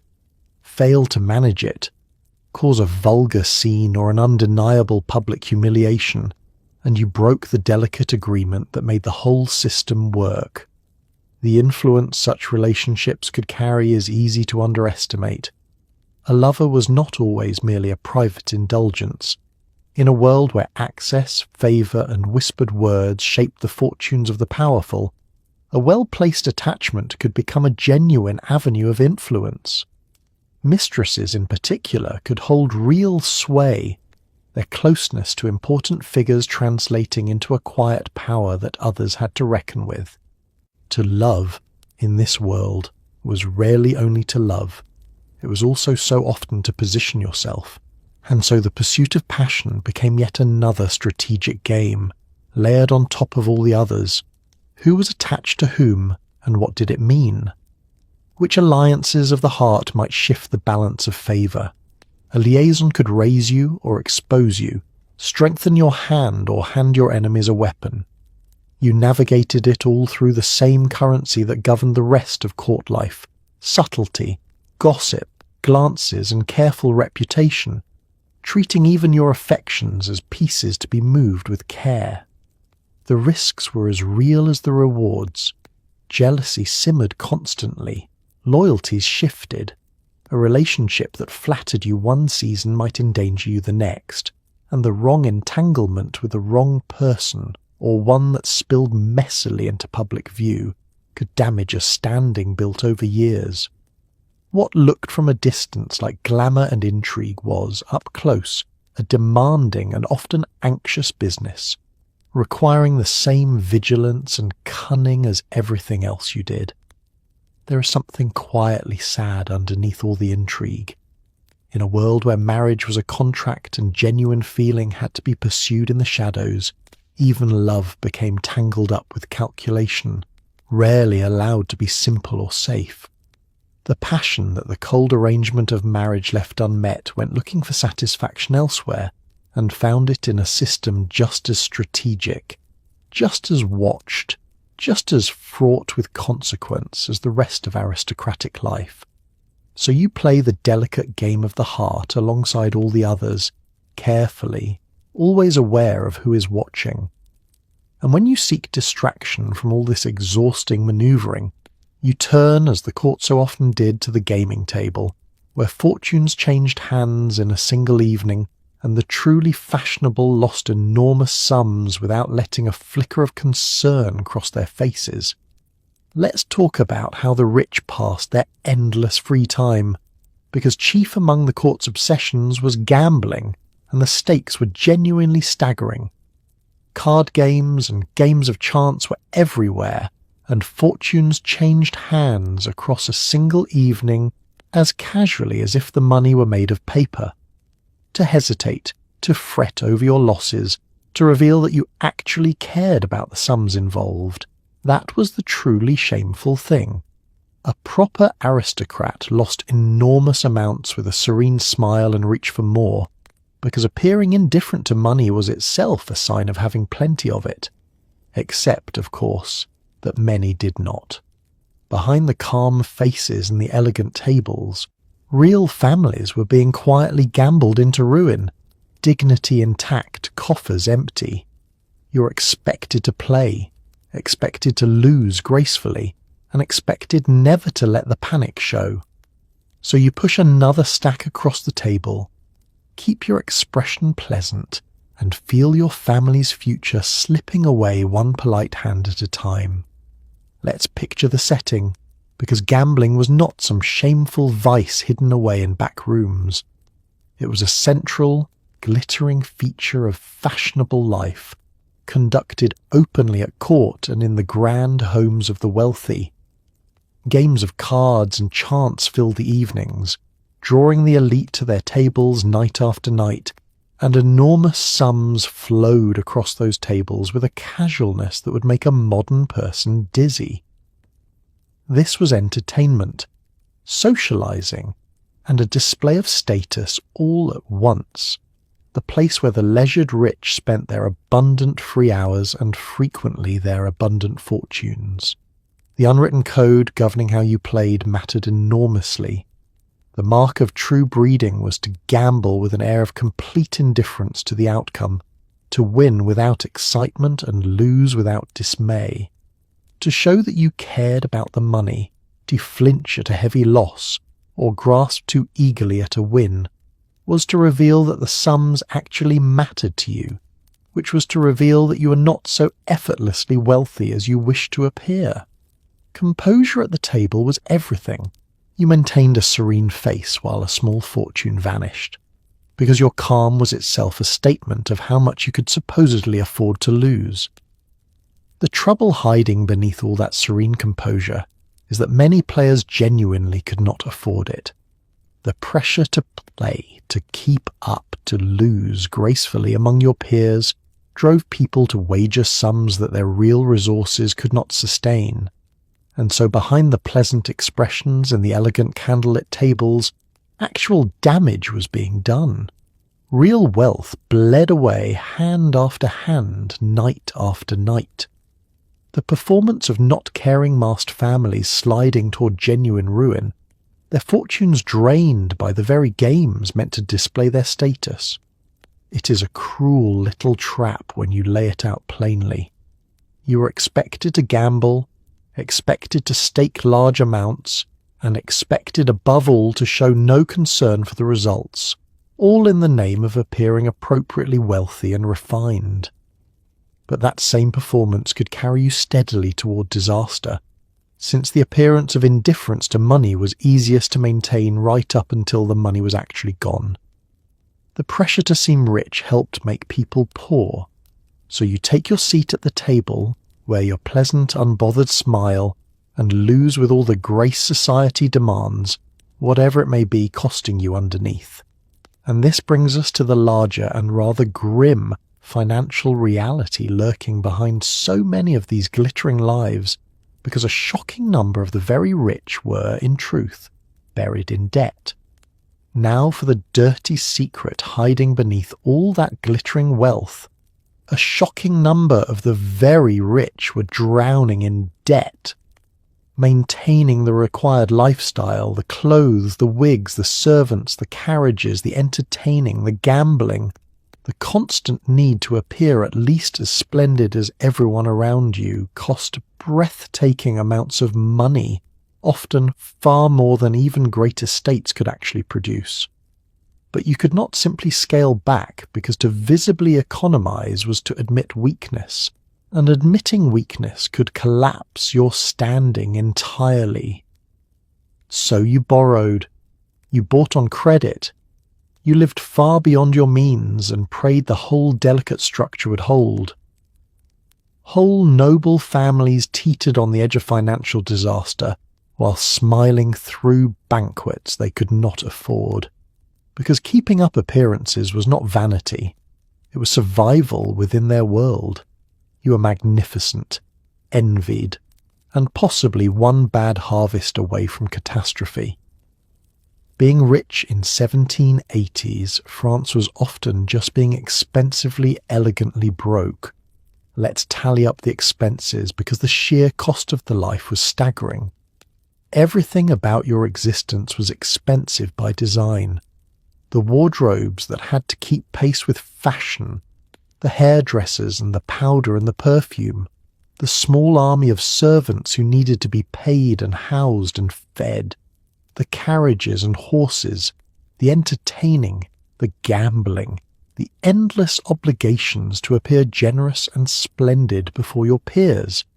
Each of these alone was a serious drain, and together they formed a mountain of ongoing cost that even substantial wealth struggled to meet. The grander your position, the more it demanded of you, and the demands never stopped. The obvious answer, spending less, was in practice almost forbidden. In a world where standing was everything, and everything was on display, to visibly cut back was to signal that your fortunes were failing, and such a signal could be disastrous. Rivals would notice, whispers would spread. Your place in the delicate hierarchy, so dependent on appearance, could begin to slip. And so, economizing openly was a kind of surrender that few were willing to risk because the appearance of wealth was itself a form of wealth, and losing it could bring down everything else. Trapped between crushing costs and the impossibility of visibly reducing them, the wealthy did what desperate people with good credit have always done. They borrowed. They bought on credit. They pushed the reckoning into the future and carried on maintaining the grand front, hoping that income, inheritance, or fortune would eventually close the gap. Behind the splendid facades of great houses lay financial arrangements far shakier than anyone would admit, structures held together by debt and by the shared agreement never to look too closely at the foundations. The result was a strange and precarious way to live, magnificent on the surface and fragile underneath. A family might host dazzling entertainments, wear the finest clothes, and command every outward sign of prosperity, while quietly balanced on the edge of serious trouble. The performance of wealth demanded real money that the performers increasingly did not have, and the whole system leaned on credit, hope, and appearances holding just a little longer. So you smile through the banquet you cannot truly afford, dressed in splendour bought partly on borrowed money, one of many who looked far richer than they were.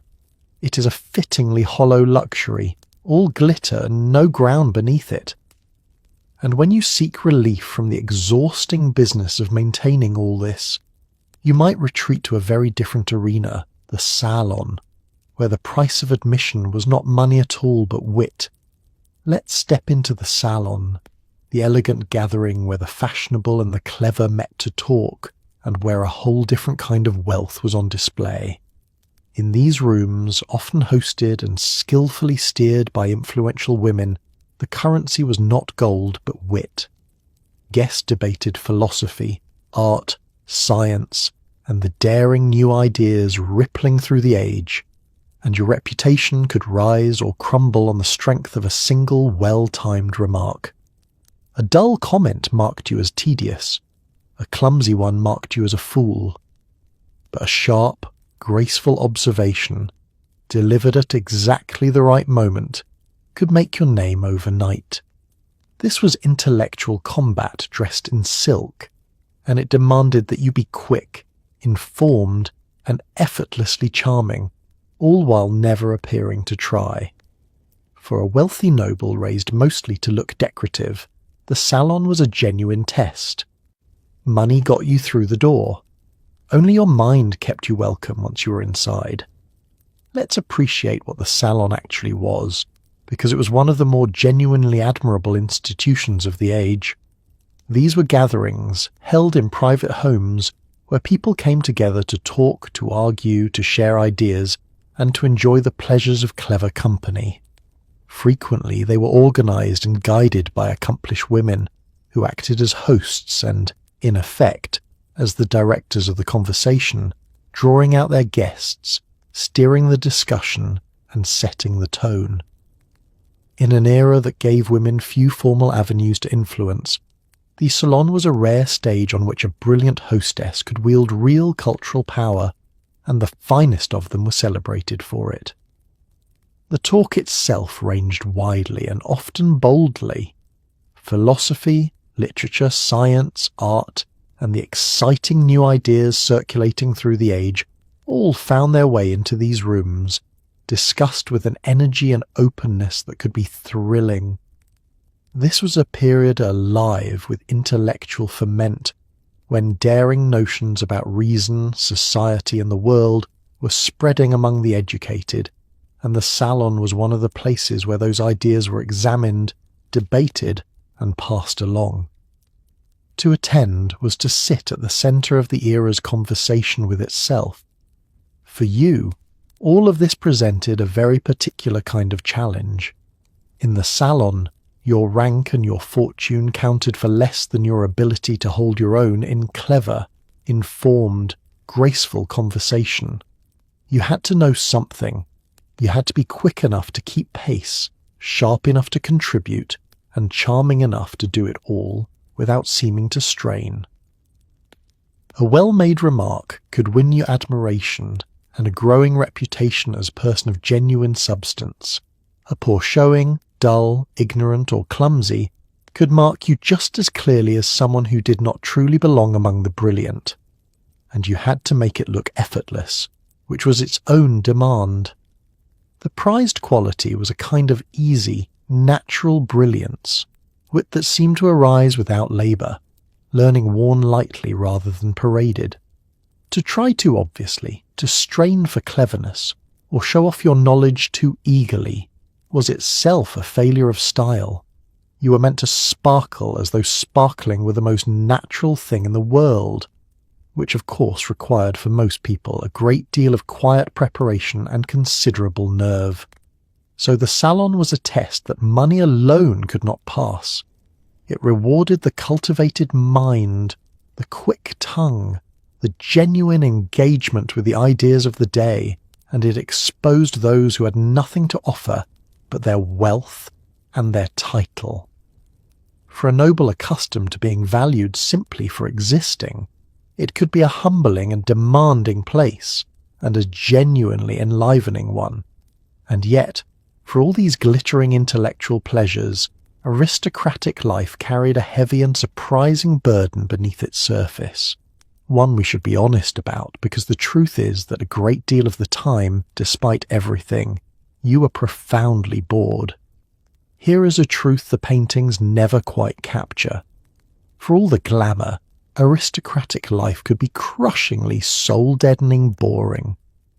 Your days follow the same rigid patterns, the same ceremonies, the same faces, the same carefully rehearsed conversations, over and over, in a world where genuine productive work was considered beneath you. There was opera, there was theatre, there were balls that ran until dawn, and yes, they could be dazzling, but there was also an enormous amount of simply waiting. Waiting for a ceremony to begin, waiting to be noticed, waiting for something, anything, to break the beautiful monotony. Whole afternoons dissolved into idle gossip, elaborate games, and the quiet, restless hum of people with everything money could buy and nothing meaningful to do with their time. The gilded cage was still a cage. You were pampered, adored, and richly entertained, and underneath it all, more often than anyone dared admit, you were profoundly, expensively bored. Let's confront the emptiness at the centre of it, because it is easy to miss beneath all the finery. Meaningful work, the kind that gives a person purpose and structure, and a sense of having done something, was regarded as beneath your station. You did not have a trade, a profession, or a task that genuinely needed doing. Your role was to exist splendidly, to occupy your place in the great hierarchy, to appear and to perform and to be seen. That may sound like a dream to anyone worn down by labour, but strip the labour entirely away and something else creeps in to fill the space, namely a vast and echoing idleness that had to be managed somehow. The days, for all their ceremony, could be numbingly repetitive. The same rituals unfolded in the same order, the same faces gathered in the same rooms, the same sorts of conversations circled the same subjects. Life at court followed rhythms so fixed and so familiar that the novelty wore thin and the sameness set in, a grand and gilded routine that repeated itself endlessly. Even splendour becomes ordinary when it is all you ever see, and the extraordinary experience daily curdles slowly into the mundane. There were amusements, of course, and some of them were genuinely magnificent. The opera and the theatre offered spectacle and artistry. Balls could be glittering affairs that ran deep into the night. There was music, there were games, there were entertainments arranged to fill the hours and dazzle the guests. But threaded all through this pursuit of diversion was a great deal of waiting, and a persistent low hum of restlessness, the sense of people casting about for something to do, something to feel, something to interrupt the pleasant sameness of it all. So the idle hours were filled however they could be. Gossip became a favourite occupation, the endless dissection of who was doing what with whom, a way of turning other people's lives into entertainment. Elaborate games and diversions passed the time. Intrigues and flirtations offered a bit of drama to relieve the tedium. Much of the frantic social manoeuvring of court life was, at bottom, a response to boredom, the activity of clever, energetic people with nothing productive to pour themselves into, generating their own entertainment out of one another. This is the quiet paradox of the gilded life. Freedom from all labour and access to every luxury did not add up to contentment. Instead, it often produced a peculiar restlessness, a hunger for stimulation, a sense of days that were comfortable and beautiful and strangely empty. The cage was made of gold, and it was still a cage, and the birds inside it, however finely fed, grew weary of their perch. And when the body inside that gilded cage finally faltered and fell ill, as every body eventually does, the wealth that could buy every comfort proved strangely powerless, because the medicine of the age was as likely to harm you as to heal you. Sooner or later, even the wealthiest body falls ill, and this is where your fortune truly fails to save you. Medicine. In 1780s, France was a confident blend of tradition, guesswork, and outright danger, and the rich received it in generous, enthusiastic doses. Fall sick, and your physician might reach first for bleeding, opening a vein to drain away what was believed to be excess or corrupted blood, weakening an already weakened patient. Purges and other violent remedies were popular, the general theory being that the body must be forcibly emptied of whatever was troubling it. Being able to afford the very best doctors sometimes simply meant receiving the most aggressive treatment, which was not always a blessing. There were no antibiotics, no understanding of germs, and no real safety net beneath any of it. So your wealth buys you an attentive, well-dressed physician with total confidence and dangerous methods hovering at your bedside. Money could summon the finest medical care of the age. The age was the problem. Let's start with bleeding, because it was the great favourite of the era's medicine. The practice of drawing blood from a patient, opening a vein, or applying other methods to remove a quantity of blood was a standard response to a huge range of ailments. The reasoning went back to old ideas about balance within the body, the notion that illness arose from some disorder that bleeding could correct. So a sick person, already weakened, would be relieved of some of their blood in the sincere belief that this would help them recover. To a modern understanding, this often did precisely the opposite, taxing a body that needed all its strength, but the physicians of the day applied it with genuine confidence. Purging was the other pillar of treatment, and it followed the same logic. If illness came from something bad within the body, then forcing the body to expel it seemed sensible, and so remedies designed to violently empty the system were widely used. Between bleeding and purging, the standard medical approach to serious illness frequently amounted to depleting an already suffering patient, draining and emptying them in pursuit of a balance that these methods did nothing to restore. The treatments were vigorous, and vigour was mistaken for effectiveness. Here is the bitter irony for someone of your wealth. Being able to afford the most eminent physicians didn't necessarily protect you.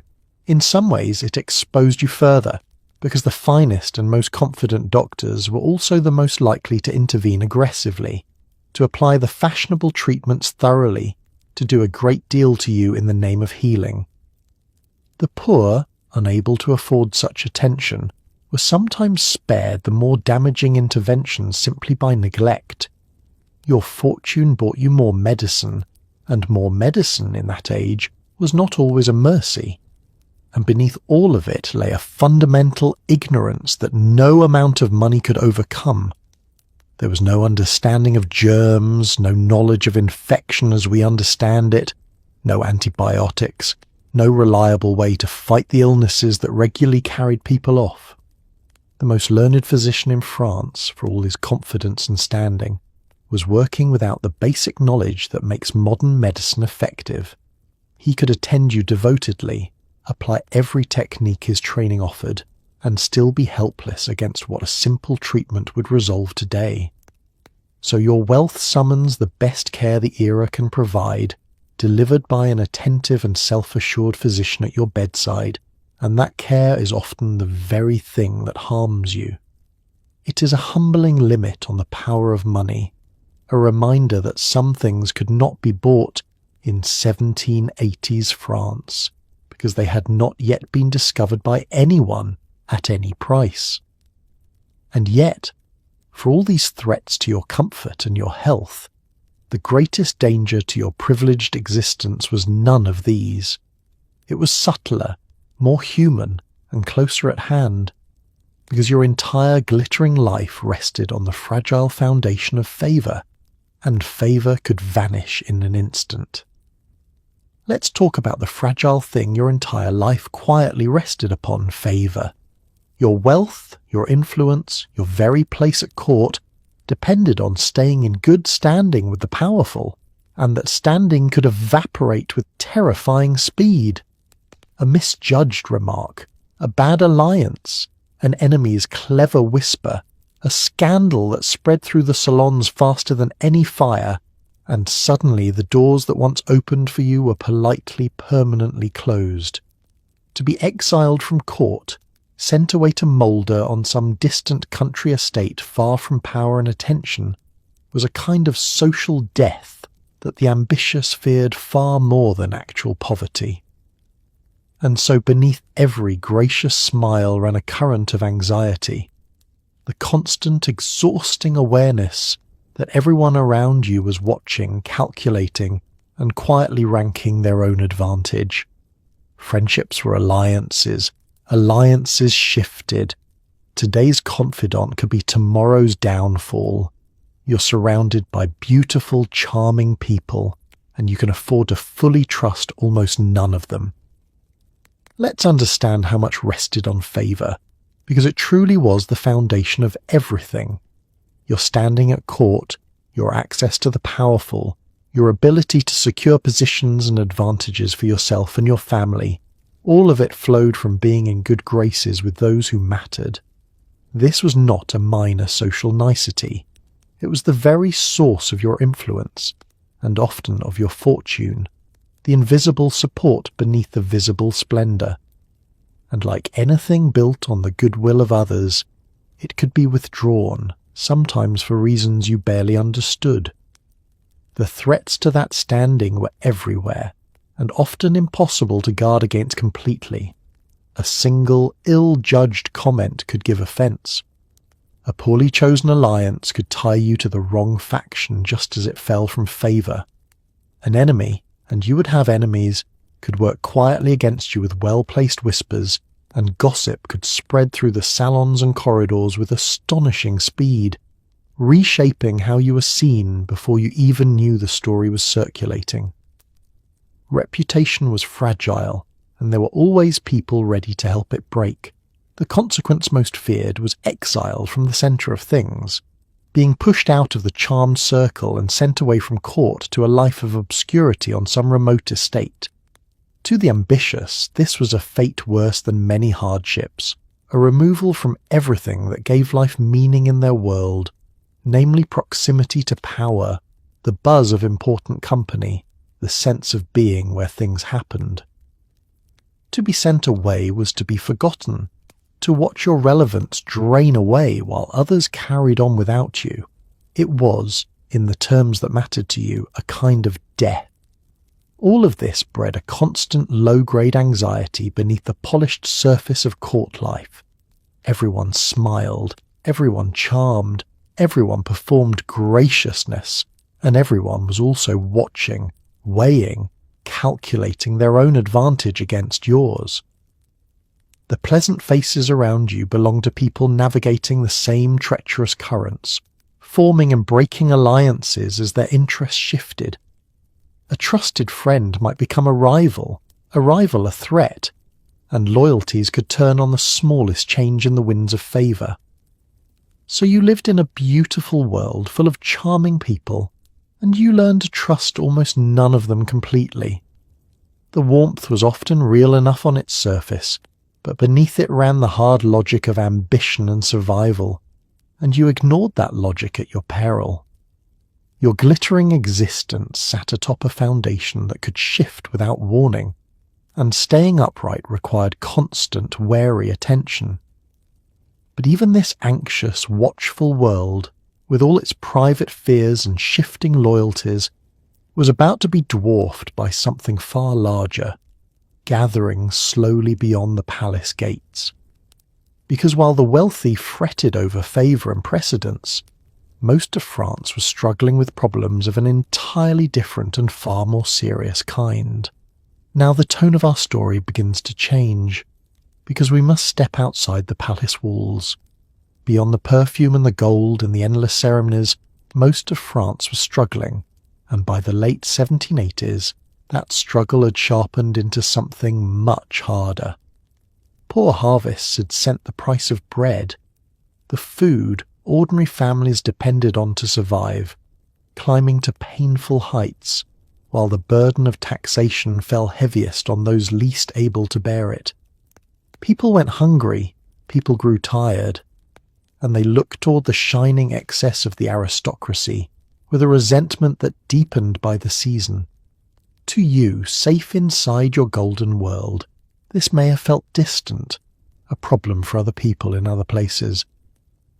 But the gap between the dazzling few and the suffering, many had grown too vast to hold, and the quiet, weary anger of a whole nation was beginning to gather into something that could no longer be ignored or perfumed over, or waved away with a fashionable smile.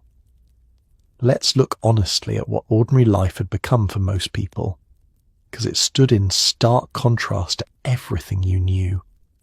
The great majority of the country lived far from the comforts of the court, and for many of them the late 1780s were genuinely hard years.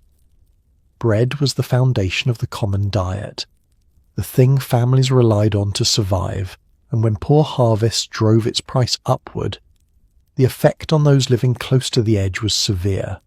Hunger was not an abstraction. It was a daily reality for people who could no longer afford enough of the most basic food to feed their families. The weight of taxation made the hardship sharper still, and its unfairness was keenly felt. The system placed much of its burden on those least able to carry it, while the privileged enjoyed exemptions and advantages that spared them the worst.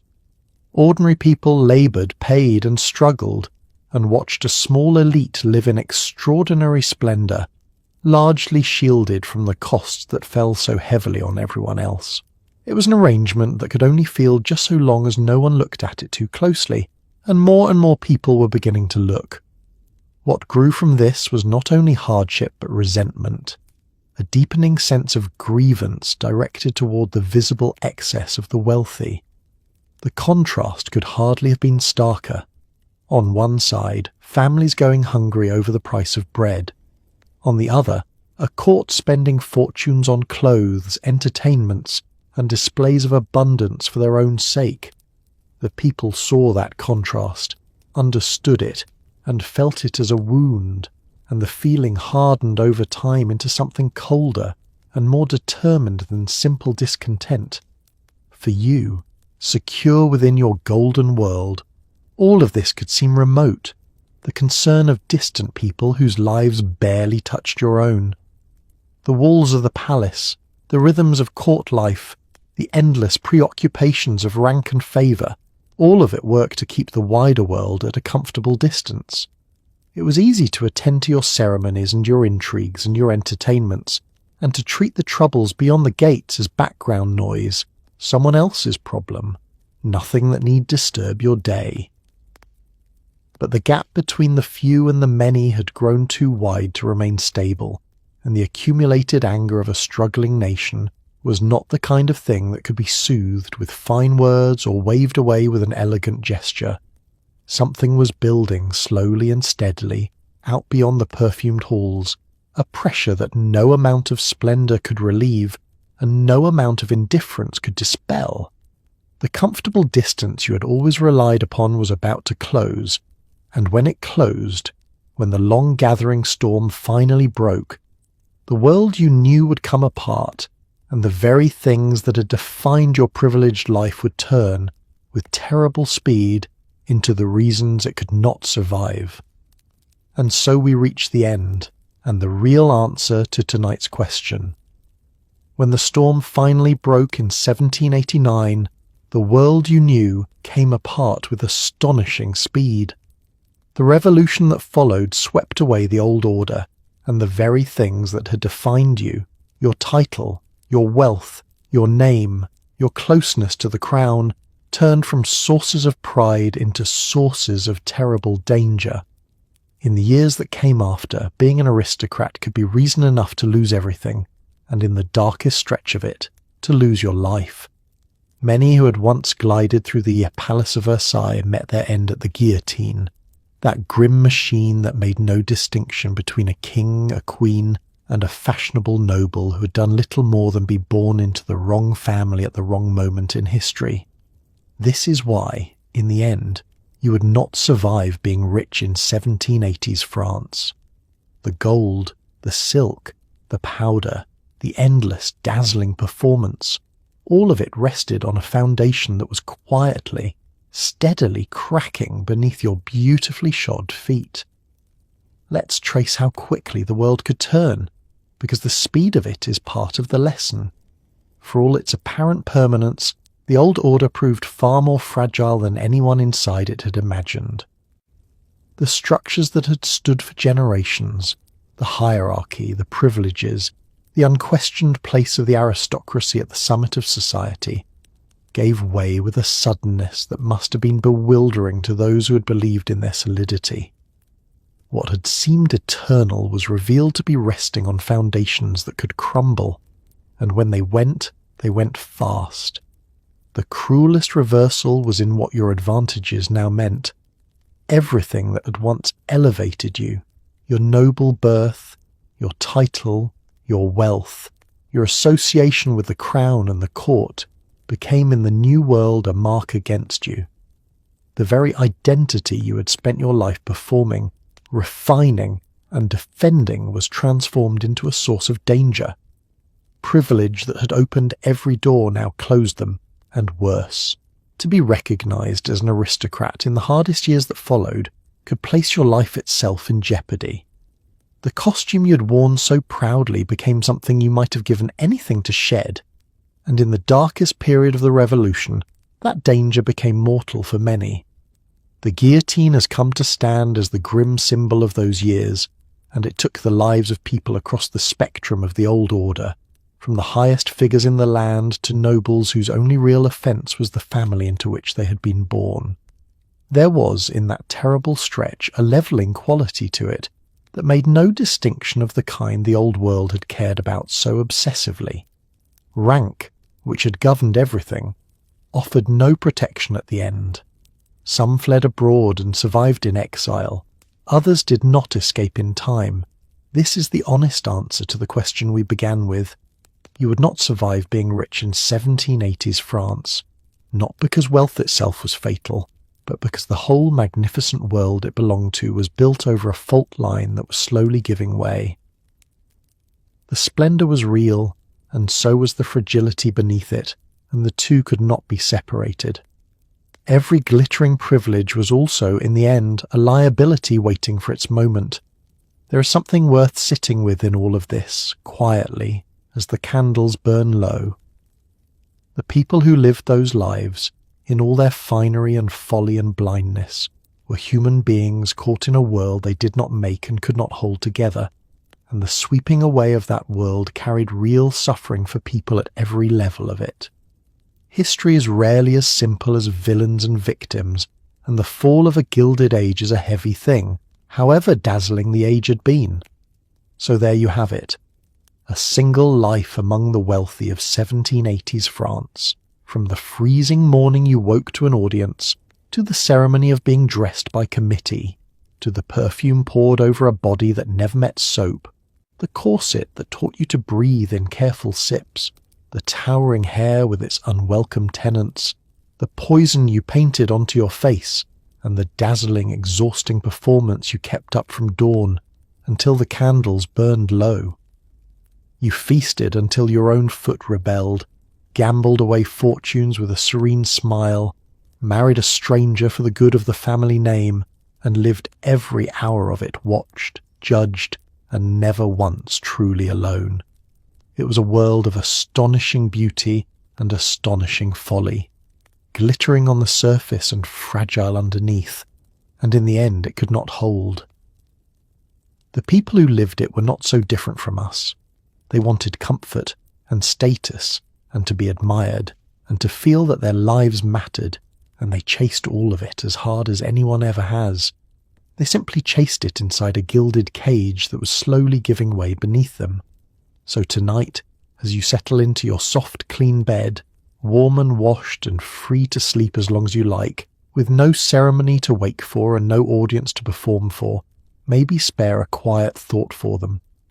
For all their silk and all their suffering, their towering wigs and their aching secrets, their splendour and their fear. Because history is often ridiculous, and often sad, and always, somehow, deeply human. And you right now are living a life more comfortable than any of them ever dreamed. Rest easy, sleep well, good night.